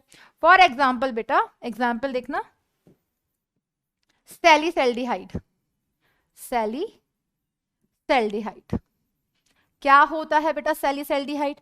देखना एक बार, ये रहा हमारे पास बेंजीन, बेंजीन में ऊपर लगा हुआ है OH और यहां लगा हुआ है CHO। अब वो हाइड्रोजन जो खुद अटैच है किसी इलेक्ट्रोनेगेटिव एटम के साथ, अगर वो अट्रैक्ट होता है अदर इलेक्ट्रोनेगेटिव एटम के साथ विद इन द मॉलिक्यूल, तो उसे हम क्या कहते हैं? उसी को तो हम कहते हैं intra molecular hydrogen bond. Clear? अब इसके होने से क्या क्या इफेक्ट्स होते हैं? अगर हम बात करें कि मैम दोनों में से स्ट्रॉन्ग कौन सी होती है, बेटा स्ट्रॉन्ग तो हमारे पास इंट्रा होती है। अगर आप स्ट्रेंथ की बात करें तो स्ट्रॉन्ग तो ये ज्यादा होती है, लेकिन इंटर में नंबर ऑफ हाइड्रोजन बॉन्ड ज्यादा होते हैं। नंबर ऑफ हाइड्रोजन बॉन्ड ज्यादा होंगे तो ज्यादा टेम्परेचर देना पड़ेगा उन बॉन्ड्स को तोड़ने के लिए, तो बॉइलिंग पॉइंट और मेल्टिंग पॉइंट ज्यादा होता है। दैट इज द रीजन बेटा कि जो ऑर्थोनाइट्रोफिनोल होता है और जो पैरानाइट्रोफिनोल होता है, उन दोनों में से ऑर्थोनाइट्रोफिनोल जो होता है वो स्टीम वॉलेटाइल होता है। स्टीम वॉलेटाइल होने का मतलब कम टेम्परेचर पे वेपराइज हो जाता है क्योंकि उसका बॉइलिंग पॉइंट कम होता है। लेकिन जो पैरानाइट्रोफिनोल होता है उसका boiling point, melting point comparatively ज्यादा होता है क्योंकि उसमें इंटरमॉलिक्यूलर हाइड्रोजन बॉन्डिंग होती है, कंपैरेटिवली ज्यादा हाइड्रोजन बॉन्ड बनते हैं। क्लियर? समझते हैं बेटा? इस एप्लीकेशन से क्वेश्चन भी आए हुए हैं। क्लियर? एक हमने लिया बेटा ऑर्थो नाइट्रो, इन दोनों को सेपरेट किया जाता है बेटा, ऑर्गेनिक में पढ़ोगे, इन दोनों को सेपरेट किया जाता है वाया स्टीम डिस्टिलेशन मेथड। उन दो ऑर्गेनिक कंपाउंड्स को जिनके बॉइलिंग पॉइंट में बहुत माइनर सा डिफरेंस होता है उनके लिए मेथड प्रेफर किया जाता है। दूसरा हमने लिया बेटा पैरा नाइट्रोफिनोल। अब अगर मैं बात करूं बेटा ऑर्थोनाइट्रोफिनोल की, तो ऑर्थोनाइट्रोफिनोल दिखता कैसे है बेटा? ये रहा हमारे पास बेंजीन, इस बेंजीन में यहां पर OH है। क्लियर? और यहां पे NO2 ग्रुप लगा हुआ है, और ये रहा पैरानाइट्रोफिनोल। क्लियर? इस केस में एक बना दिया मैंने पैरानाइट्रोफिनोल इस तरीके से, और दूसरा मैंने बना दिया इस तरीके से। क्लियर? तो इनमें कौन सी बॉन्डिंग होती है? हाइड्रोजन बॉन्डिंग तो यहां भी होती है। जब हाइड्रोजन बॉन्ड दो सिमिलर और दो डिफरेंट मॉलिक्यूल्स के बीच में हो तो इंटर, यहां हो रही है इंट्रा, तो वो हाइड्रोजन जो खुद अटैच है एक इलेक्ट्रोनेगेटिव एटम के साथ, वह अट्रैक्ट हो रहा है अदर इलेक्ट्रोनेगेटिव एटम के साथ विद इन द मॉलिक्यूल, और यहां पर वो हाइड्रोजन जो अटैच है एक इलेक्ट्रोनेगेटिव एटम के साथ, वह अट्रैक्ट हो रहा है अदर इलेक्ट्रोनेगेटिव एटम के साथ डिफरेंट मॉलिक्यूल और सिमिलर मॉलिक्यूल, तो ये भी हाइड्रोजन बॉन्डिंग है। लेकिन ये कौन सी है? Inter molecular hydrogen bonding. और बच्चों यहां क्या हो रही है? यहां हो रही है बेटा intramolecular hydrogen bonding. Clear हो गया बेटा?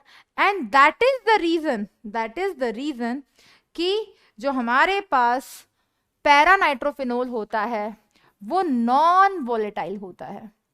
यहां पर इंटरमॉलिक्यूलर हाइड्रोजन बॉन्डिंग होने की वजह से इसका बॉइलिंग पॉइंट कंपैरेटिवली ज्यादा होता है, मेल्टिंग पॉइंट कंपैरेटिवली ज्यादा होता है।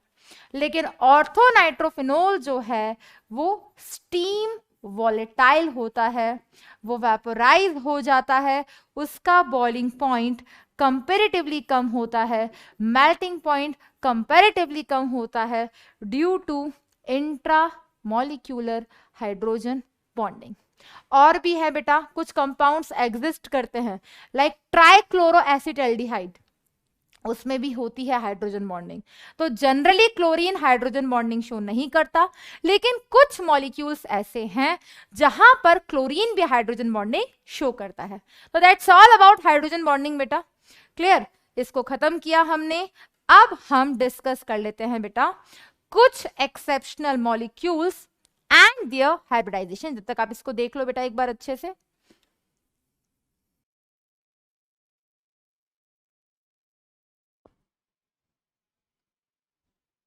आई होप सबने कर लिया होगा। नेक्स्ट हम डिस्कस कर लेते हैं बेटा एक्सेप्शनल मॉलिक्यूल्स एक्सेप्शनल मॉलिक्यूल्स। तो ये एक्सेप्शनल मॉलिक्यूल्स कहाँ काम आते हैं बेटा? हमने जनरली हाइब्रिडाइजेशन सबका बताना सीख लिया, लेकिन कुछ मॉलिक्यूल्स ऐसे हैं जो अलग अलग स्टेट में एग्जिस्ट करते हैं, तो वो एक से ज्यादा टाइप के हाइब्रिडाइजेशन रखते हैं। अगर वो हमें पता होंगे तभी हम पेपर में करेक्ट कर पाएंगे, तो बेटा वो हमें कहीं ना कहीं कई हद तक याद रखने हैं। जनरली बेटा हम हाइब्रिडाइजेशन अगर हमें किसी भी स्ट्रक्चर से बताना होता है तो हम हाइब्रिडाइजेशन स्ट्रक्चर से कैसे बताते हैं? That is number of sigma bond plus lone pair. अगर स्ट्रक्चर से देखकर बताना होता है, कुछ एग्जांपल्स डिस्कस कर लेते हैं बेटा। नंबर वन एग्जांपल मैं आपके सामने ले रही हूं, that is HgCl2। Number 2 example मैं ले रही हूं Hg2Cl2। HgCl2 इस फॉर्म में बेटा एग्जिस्ट करता है। अब इस केस में ये Hg कितने सिग्मा बॉन्ड से सराउंडेड है बेटा? ये Hg सराउंड है 2 सिग्मा बॉन्ड से, तो एक सिग्मा बॉन्ड ये रहा, एक सिग्मा बॉन्ड ये रहा, तो 2 हो गया, तो हाइब्रिडाइजेशन sp हो जाना है। Hg2Cl2 की शेप कैसी होती है बेटा? ये Hg2 प्लस फॉर्म में एग्जिस्ट करता है, तभी तो ये लिक्विड स्टेट में एग्जिस्ट करता है। क्लियर? तो यहां पर जो Hg होता है, अगेन वो कितने सिग्मा बॉन्ड से सराउंडेड है बेटा? 2 सिग्मा बॉन्ड से सराउंडेड है, तो यहां पर भी H की वैल्यू 2, तो हाइब्रिडाइजेशन sp हो जाता है। और कौन से हैं बेटा एक्सेप्शनल मॉलिक्यूल्स? PCl5 का हम हाइब्रिडाइजेशन पढ़ते आए हैं, sp3d होता है। क्लियर? लेकिन ये sp3d होता है बेटा गैसियस स्टेट में। फिर मैम सॉलिड स्टेट में क्या होता है बेटा? सॉलिड स्टेट में ये PCl5 एग्जिस्ट करता है PCl6 plus and PCl4 plus PCl6 minus, PCl4 plus PCl6 minus. अब आप तो इतना बता दो, अगर इस फॉर्म में एग्जिस्ट करता है तो इसका हाइब्रिडाइजेशन क्या होगा? जल्दी से कैलकुलेट करके बताओ बेटा कि अगर ये इस फॉर्म में एग्जिस्ट कर रहा है तो इसका हाइब्रिडाइजेशन क्या होगा? Simple, central atom phosphorus, valence electron 5, 4 univalent species, 5 plus 4 9, जितना पॉजिटिव है उतना माइनस कर देते हैं, 9 माइनस 1 8, 8/2 4। तो सिंपल उसी मेथड से मैं हाइब्रिडाइजेशन निकाल रही हूं, इसका आएगा sp3। यहां पे निकालो बेटा वही हाइब्रिडाइजेशन वाला formula, number of electrons, valence electrons of central atom, तो फास्फोरस के 5, यूनिवैलेंट स्पीसीज 6, 5 प्लस 6 हो गया 11, जितना नेगेटिव चार्ज उतना प्लस कर देंगे, 11 प्लस 1 12, 12/2 किया 6, और इसका आ गया sp3d2। तो अगर कभी भी पूछा जाए कि what are the possible hybridisation of PCl5, तो sp3d भी करेक्ट है, sp3 भी करेक्ट है, sp3d2 भी करेक्ट है। क्लियर? ये याद रखना बेटा। और ये वाले हाइब्रिडाइजेशन कौन सी स्टेट में है बेटा? सॉलिड स्टेट में, ये आपको याद रखना है बेटा, बिल्कुल इंपॉर्टेंट है। नेक्स्ट बेटा PBr5 की अगर मैं बात करूं तो PBr5 का भी गैसियस स्टेट में हाइब्रिडाइजेशन आप क्या निकालते हो? गैसियस स्टेट में उसका हाइब्रिडाइजेशन आप sp3d ही निकालते हो। लेकिन अगर आपको इसका हाइब्रिडाइजेशन निकालना है सॉलिड स्टेट में, तो ये एग्जिस्ट करता है बेटा PCl4 plus, sorry PBr4 plus. ये मैम याद करना है। हाँ जी बेटा, कुछ चीजें फैक्ट बेस्ड है, हालांकि मुझे ये सब यहाँ नहीं पढ़ाना था, ये मुझे आपको सब कुछ पी ब्लॉक में पढ़ाना था, लेकिन कुछ बच्चे परेशान हो रहे थे इसलिए मैं कुछ अभी लिखवा दे रही हूं, और जो बच जाएगा उसे हम पी ब्लॉक में पढ़ेंगे। पेपर तो हमें नीट का देना है ना बेटा, तो काफी हद तक चीजें वहां पे जाके एक्सप्लेन होंगी, तो हम वहीं पढ़ेंगे। लाइक बैक बॉन्डिंग मैं पी ब्लॉक में ही पढ़ाती हूँ, लेकिन कुछ फैक्टर्स ऐसे हैं आपको लगता है तो हम आज एक हिंट दे दूंगी बैक बॉन्डिंग। ठीक है बेटा, PBr4 प्लस Br माइनस। अब बताओ बेटा, अगर ये PBr4 प्लस फॉर्म में एग्जिस्ट करता है तो इसका हाइब्रिडाइजेशन क्या होगा? फास्फोरस के वैलेंस इलेक्ट्रॉन 5, यूनिवैलेंट स्पीसीज 4, 5 प्लस 4 किया 9, 9 माइनस 1 किया 8, 8 बाई 2 किया 4, हाइब्रिडाइजेशन sp3। क्लियर? तो इसका हाइब्रिडाइजेशन sp3 भी होता है, ये याद रखना है। हाँ जी बेटा, ये याद रखना है। नेक्स्ट बेटा, नेक्स्ट मॉलिक्यूल देखो, दैट इज पिपिरिडीन। पिपिरिडीन, क्लियर? पिपिरिडीन किसे बोलते हैं बेटा? पिरिडीन के सारे पाई बॉन्ड्स हटा दो। क्लियर? तो ये इसकी स्ट्रक्चर होती है, ये इसके लोन पेयर है। अब देखो, आपको इसका हाइब्रिडाइजेशन बताना है, तो आप क्या देखोगे? सिग्मा बॉन्ड कितने? 1 2 3 लोन पेयर, 2 + 1 कितना? 3 + 1 कितना आया? 4। हाइब्रिडाइजेशन आ गया इसका sp3। तो ये ध्यान रखना, दोज लोन पेयर्स, कभी भी हाइब्रिडाइजेशन बताने में कोई कंफ्यूजन नहीं होगा। Those lone pairs which are already participated in resonance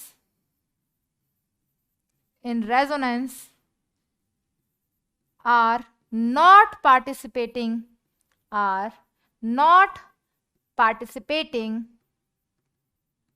in hybridisation. ये ध्यान रखना बेटा, वो लोन पेयर जो पार्टिसिपेट करते हैं, जो पार्टिसिपेट किस में करते हैं बेटा?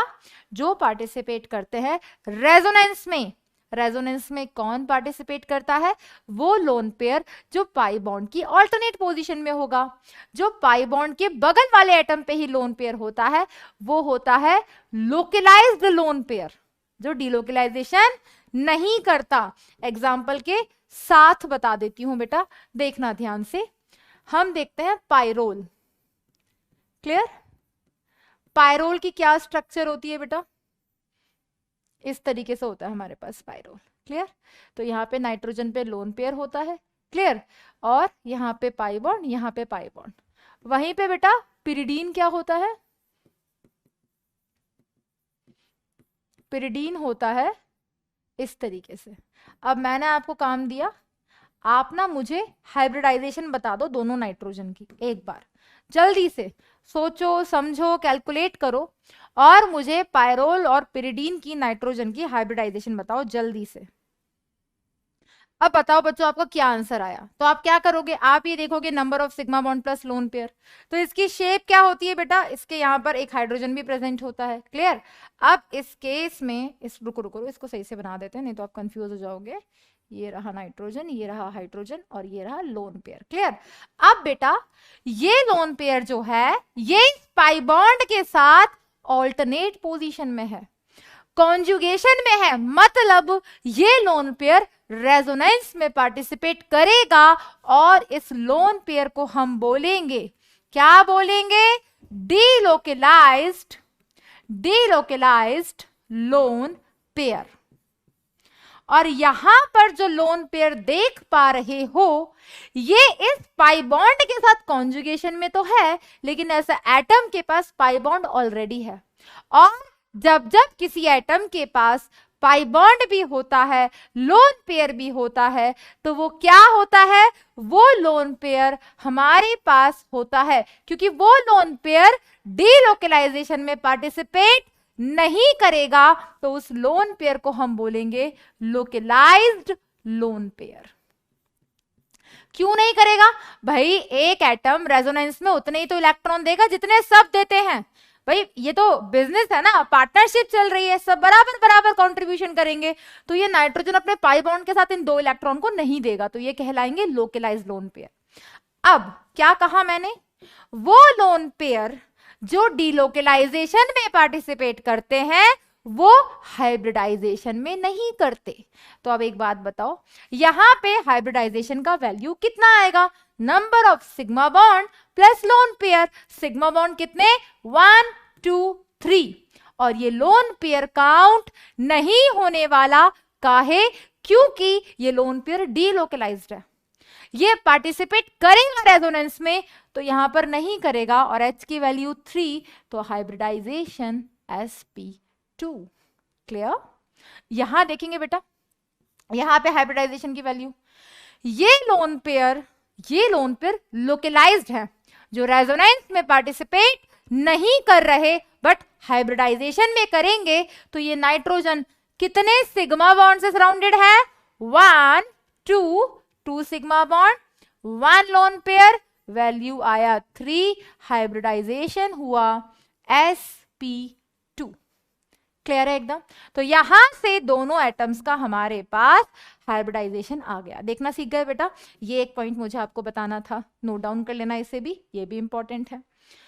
और भी मॉलिक्यूल्स हैं बेटा हमारे पास, और भी मॉलिक्यूल्स हैं, ठीक है, जिनका हम हाइब्रिडाइजेशन डिस्कस करेंगे। ये आपको क्लियर हो गया होगा बेटा, नोट डाउन कर लेना बेटा इसे साथ साथ।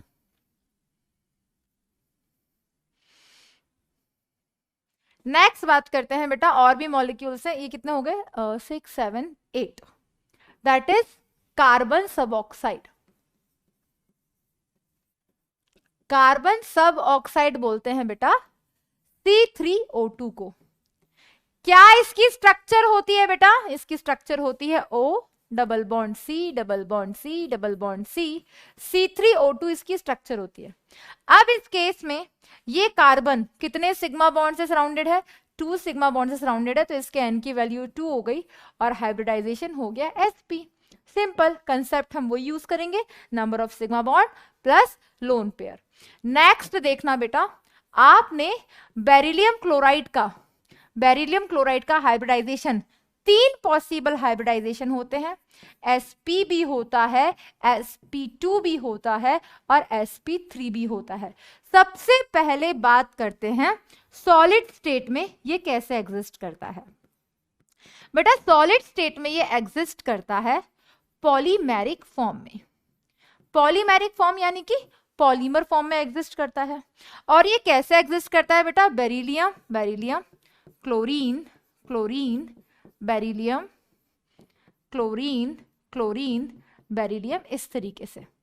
अब यहां पर हमारा जो बेरिलियम है वो टोटल कितने सिग्मा बॉन्ड से सराउंडेड है, 1 2 3 4 सिग्मा बॉन्ड से सराउंडेड है, n की वैल्यू 4, तो हाइब्रिडाइजेशन आ गया sp3।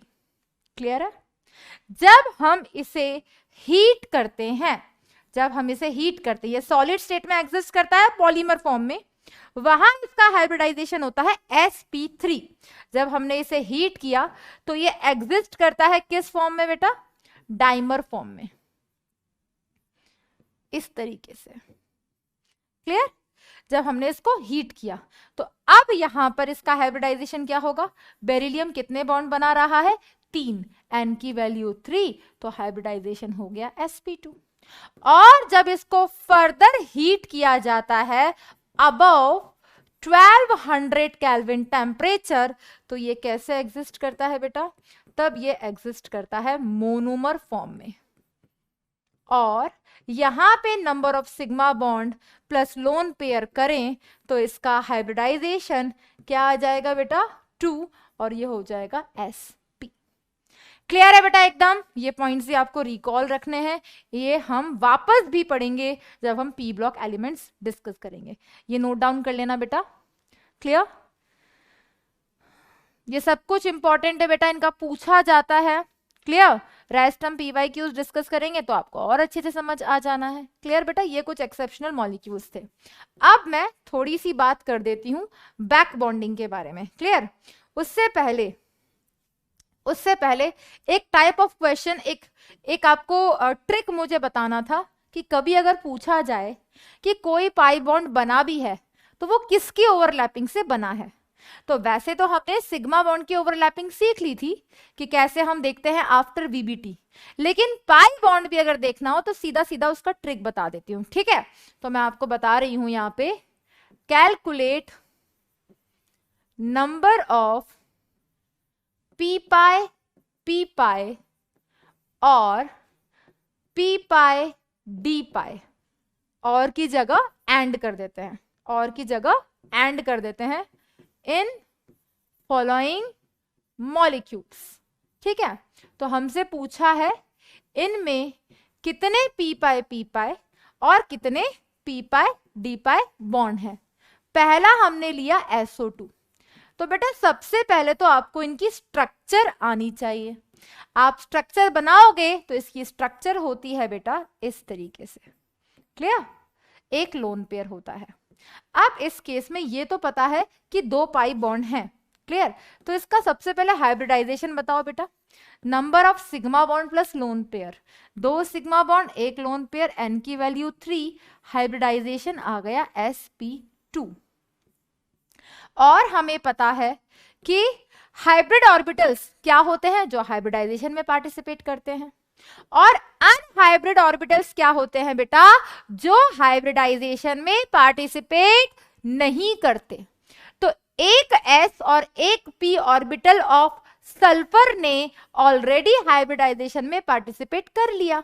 तो फिर इसने जो ये 2 पाई बॉन्ड बना रखे हैं, ये किसकी ओवरलैपिंग से बनाए। तो अब ये ध्यान रखना बेटा कि जो ऑक्सीजन है, oxygen belongs from second period, और अगर ये सेकेंड पीरियड से बिलोंग करता है तो ये हमेशा ओवरलैपिंग के लिए p ऑर्बिटल ही दे सकता है, d तो कभी नहीं दे सकता।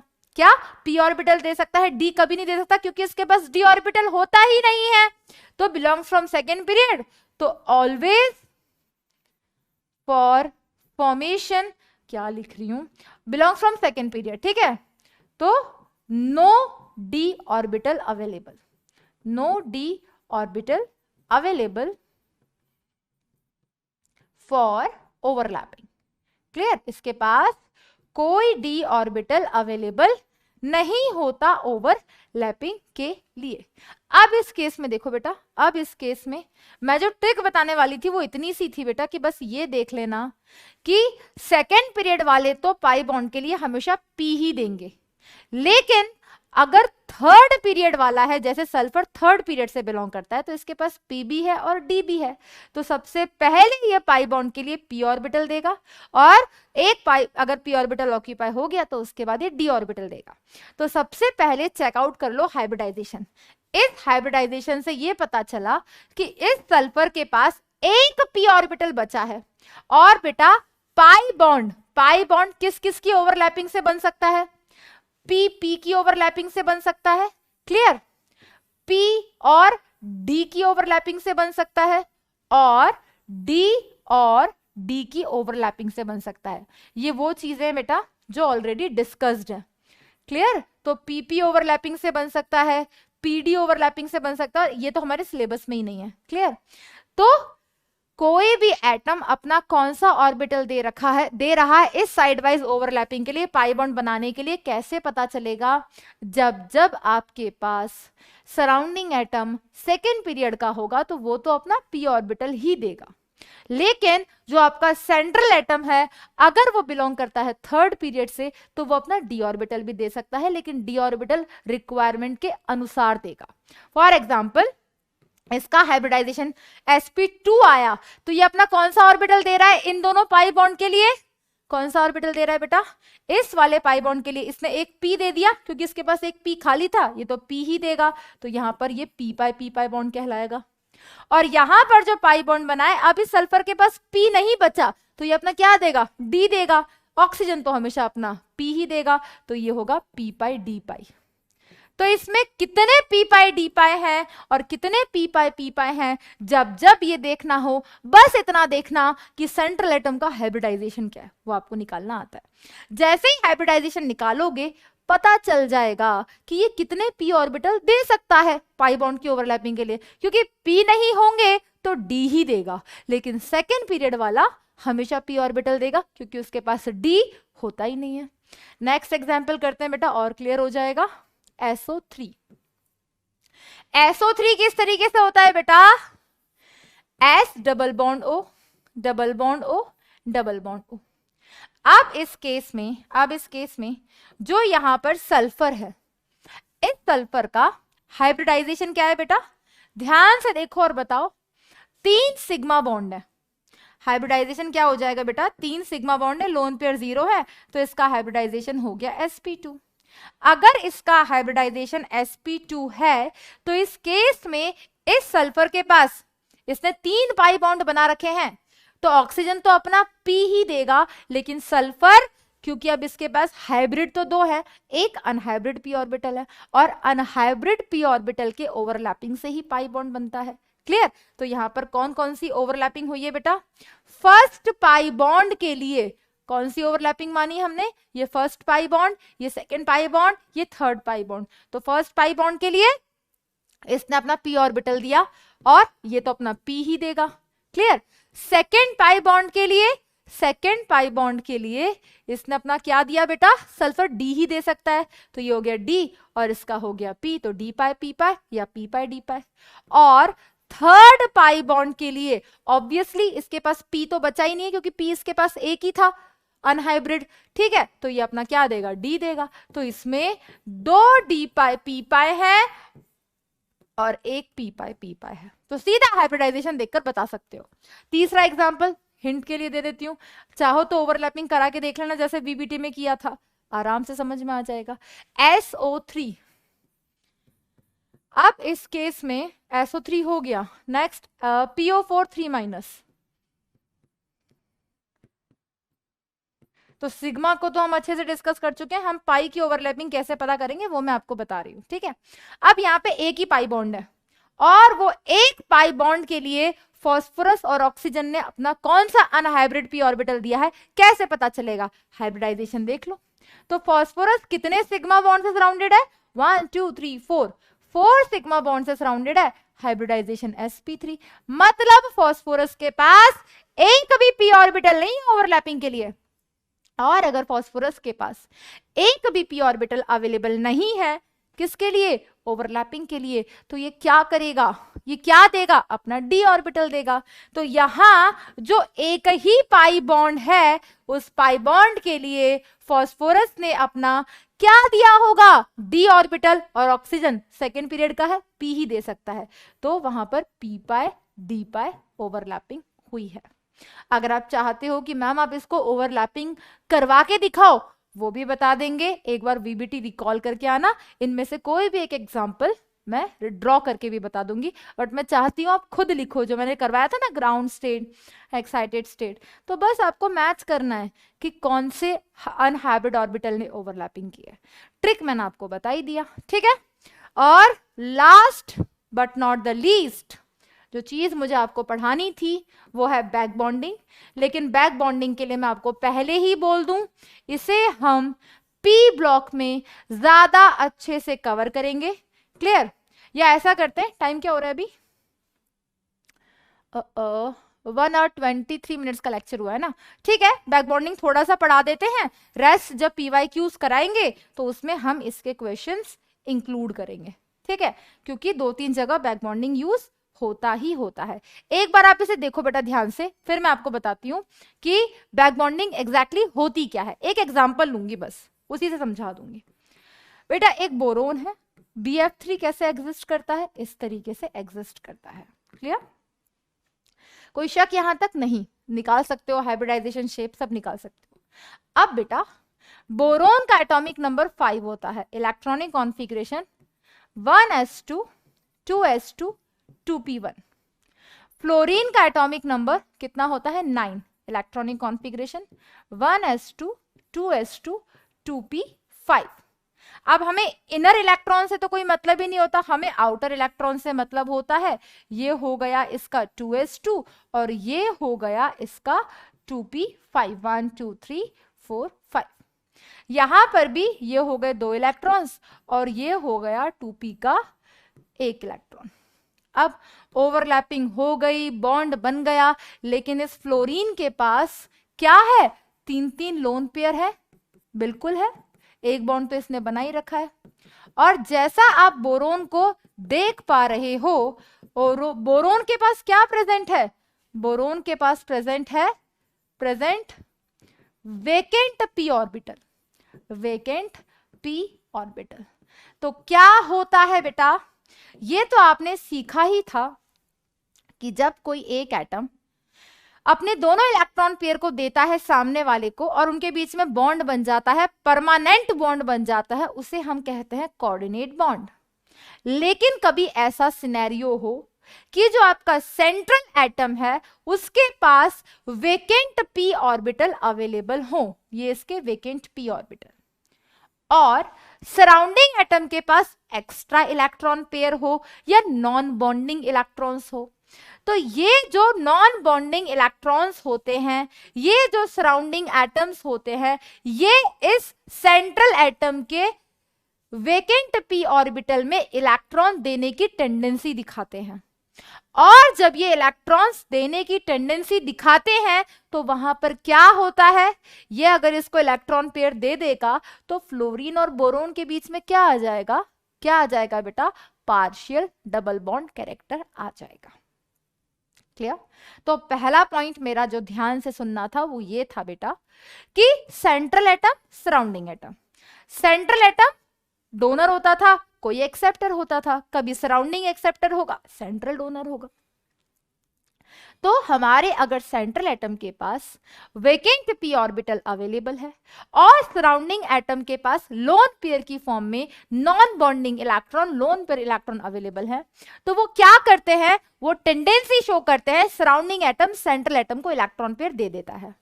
और वो जो इलेक्ट्रॉन पेयर देता है उससे क्या होता है, उससे उसकी बहुत सारी प्रॉपर्टीज अफेक्ट होती है। कैसी प्रॉपर्टीज अफेक्ट होती हैं बेटा, देखना ध्यान से। अगर ये इलेक्ट्रॉन पेयर यहां से दे सकता है तो ये भी दे सकता है, ये भी दे सकता है, कहीं भी दे सकता है। तो क्या हुआ बेटा, वो बोरोन जो कि एक इलेक्ट्रॉन डेफिशिएंट स्पीसीज है, वो BF3 जो किसकी तरह बिहेव करता है, जो कि लीस एसिड की तरह बिहेव करता है। लीस एसिड क्या होते हैं, जिनके पास टेंडेंसी होती है इलेक्ट्रॉन पेयर एक्सेप्ट करने की। तो BF3 एग्जिस्ट करता है, BCl3 भी करता है, BBr3 भी करता है और Bi3 भी करता है, चारों हैलाइड्स करते हैं बोरोन के।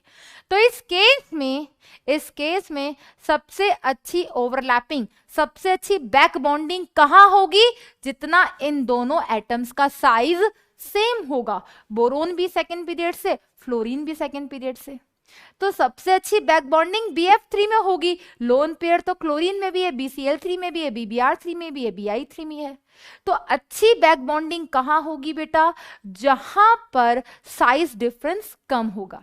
तो अगर पूछा जाए ऑर्डर ऑफ बैक बॉन्डिंग क्या होगी यहां पर, तो ऑर्डर ऑफ बैक बॉन्डिंग होगी बेटा यहां पर क्या, सबसे अच्छी बैक बॉन्डिंग कौन करेगा बेटा, BF3, फिर BCl3, फिर BBr3 और फिर Bi3। और जितनी अच्छी बैक बॉन्डिंग होगी उतना ज्यादा इस बोरोन का जो वेकेंट ऑर्बिटल था वो ऑक्यूपाई हो जाएगा। जितना अच्छा वो ऑक्यूपाई हो जाएगा उतना कम अच्छे एसिड की तरह वो बिहेव करेगा, क्योंकि अगर उसका p ऑर्बिटल भर जाएगा तो उसके पास टेंडेंसी कम हो जाएगी इलेक्ट्रॉन पेयर को एक्सेप्ट करने की। क्या टेंडेंसी कम हो जाएगी इलेक्ट्रॉन पेयर को एक्सेप्ट करने की। क्लियर? और अगर इलेक्ट्रॉन पेयर को एक्सेप्ट करने की टेंडेंसी कम हो जाएगी तो वो एसिड भी कम अच्छा है। तो back bonding is inversely proportional to acidic strength. तो एसिडिक स्ट्रेंथ का ऑर्डर क्या आ जाएगा बेटा, एसिडिक स्ट्रेंथ का ऑर्डर आ जाएगा सबसे कम BF3, फिर BCl3, फिर BBr3, फिर Bi3। तो होता क्या है, बैक बॉन्डिंग के होने से पार्शियल डबल बॉन्ड कैरेक्टर आ जाता है। और हमने वेस्पर थ्योरी के एक पोस्टुलेट में पढ़ा था, double bond occupy more space than single bond. और अगर double bond more space occupy करता है देन सिंगल बॉन्ड तो पाई बॉन्डेड मॉलिक्यूल्स का बॉन्ड एंगल ज्यादा होगा।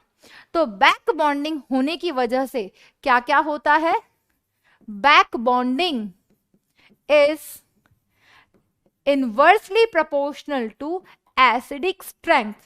मैंने आपको बता दिया कैसे, एसिडिक स्ट्रेंथ। एंड जितना ज्यादा बैक बॉन्डिंग होगा उतना ज्यादा पार्शियल डबल बॉन्ड कैरेक्टर आएगा, और जितना ज्यादा पार्शियल डबल बॉन्ड कैरेक्टर आएगा उतना ज्यादा क्या होगा बेटा, उतना ज्यादा बॉन्ड एंगल होगा। तो कभी कोई एक्सेप्शन ऐसा मिलेगा बॉन्ड एंगल का, वहां पर बैक बॉन्डिंग हो रही होगी। एक बार इसे रीड आउट कर लो बेटा।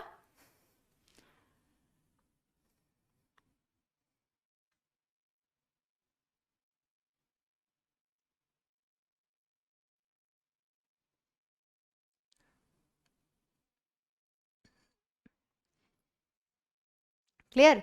तो मैं बैक बॉन्डिंग की डेफिनेशन लिखवा देती हूं। Transfer of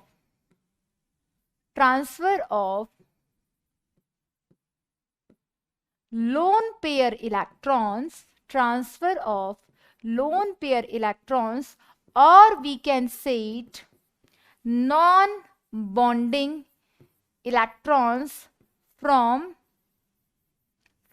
surrounding atom donor atom होगा term to the empty shell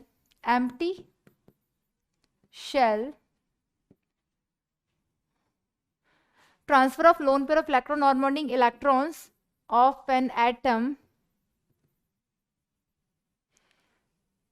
from, क्या लिख रही हूं मैं, transfer of lone pair electrons और non bonding electrons of an atom from its filled shell to the empty shell of an adjacent atom is known as back bonding, clear? But back bonding होने के लिए, electron pair accept करने के लिए vacant orbital available होना भी चाहिए, ये ध्यान रखना बेटा। And that is the reason, एक एक्सेप्शन है हमारे पास बॉन्ड एंगल का। क्या एक्सेप्शन है बेटा, देखना यहां पे, Cl2O का बॉन्ड एंगल सबसे ज्यादा होता है, देन H2O का होता है, देन F2O का। अब हमने जो पोस्टुलेट पढ़ा था, हमने क्या पढ़ा था कि जब सेंट्रल एटम सेम होता है तो हम देखते हैं सराउंडिंग एटम की इलेक्ट्रोनेगेटिविटी, और सराउंडिंग एटम की इलेक्ट्रोनेगेटिविटी जितनी ज्यादा होती है बॉन्ड एंगल उतना कम होता है, तो उसके हिसाब से H2O का बॉन्ड एंगल सबसे ज्यादा होना चाहिए था। लेकिन Cl2O में जो सेंट्रल एटम है ऑक्सीजन और ये सराउंडिंग एटम है क्लोरीन, इस ऑक्सीजन और इस क्लोरीन में यहां पर लोन पेयर होते हैं, और इस क्लोरीन के पास क्या होता है, वेकेंट डी ऑर्बिटल अवेलेबल होता है। तो ऐसा जरूरी नहीं है कि बैक बॉन्डिंग सेंट्रल एटम से सराउंडिंग एटम की तरफ होती है, बैक बॉन्डिंग सराउंडिंग एटम से सेंट्रल एटम की तरफ भी हो सकती है। तो जब सेंट्रल एटम इस सराउंडिंग एटम के डी ऑर्बिटल में इलेक्ट्रॉन पेयर देगा तो पार्शियल डबल बॉन्ड कैरेक्टर आ जाएगा। पार्शियल डबल बॉन्ड कैरेक्टर आने की वजह से ये जो बॉन्ड एंगल होगा कंपैरेटिवली ज्यादा हो जाएगा। तो ड्यू टू बैक बॉन्डिंग, इधर बैक बॉन्डिंग होती है, H2O में नहीं होती और यहाँ पे भी नहीं होती, तो यहाँ पर वही नॉर्मल रीजन है कि सराउंडिंग एटम की इलेक्ट्रोनेगेटिविटी ज्यादा, दैट्स व्हाई बॉन्ड एंगल कम। तो ऐसे बहुत सारे और भी एग्जांपल्स हैं, हम PYQs डिस्कस करेंगे, रेस्ट इसकी एप्लीकेशन हम P ब्लॉक में यूज करेंगे, और भी बहुत सारी चीजें हैं बेटा इंटरेस्टिंग केमिकल बॉन्डिंग में, लेकिन इस चैप्टर को हमने कंप्लीट कर दिया है आज, और अगली क्लास में हम इसके PYQs करने वाले हैं। तो व्हाट आई एम एक्सपेक्टिंग कि आप अच्छे से रिवाइज करके आना, हमने जितना पढ़ा है, जैसे पढ़ा है, इसमें से 40% चीजों को हम वापस पढ़ेंगे P ब्लॉक चैप्टर में, तो आपको और अच्छे से रिकॉल होगा, ठीक है? तो बेटा स्टे मोटिवेटेड, जो मैं हमेशा बोलती हूँ। अब चीजों को रिवाइज कर लेना, संडे मतलब मंडे का लेक्चर, और उसके बाद हम ट्यूसडे के दिन PYQs डिस्कस करेंगे इस चैप्टर के, ठीक है बेटा? तो अच्छे से पढ़ते रहो बेटा, हंसते रहो, मुस्कुराते रहो, सबसे इंपॉर्टेंट है। बैक बॉन्डिंग जो है इसकी बहुत सारी एप्लीकेशंस हैं, हम आगे जाके पढ़ेंगे, बहुत काम आएगा बेटा। And all the very best, and one of the most important thing is that stay motivated. Clear, stay motivated. तो ये ध्यान रखना बेटा, अच्छे से पढ़ते रहो। रेस्ट, हम लोग मिलेंगे PYQs में लाइव, जिसका मैं वेट कर रही थी। तो I'm एक्सपेक्टिंग आप अच्छे से रिवाइज करके सारे डाउट्स क्लियर कर दिए होंगे। आपने अपने नहीं हुए हो, घबराना मत। लास्ट का लेक्चर और ये वाला लेक्चर दोनों के डाउट्स में एक साथ PYQ में ले लूंगी। नहीं हो पाएगा एक और क्लास ले लूंगी, ठीक है। So all the very best बच्चों, थैंक यू।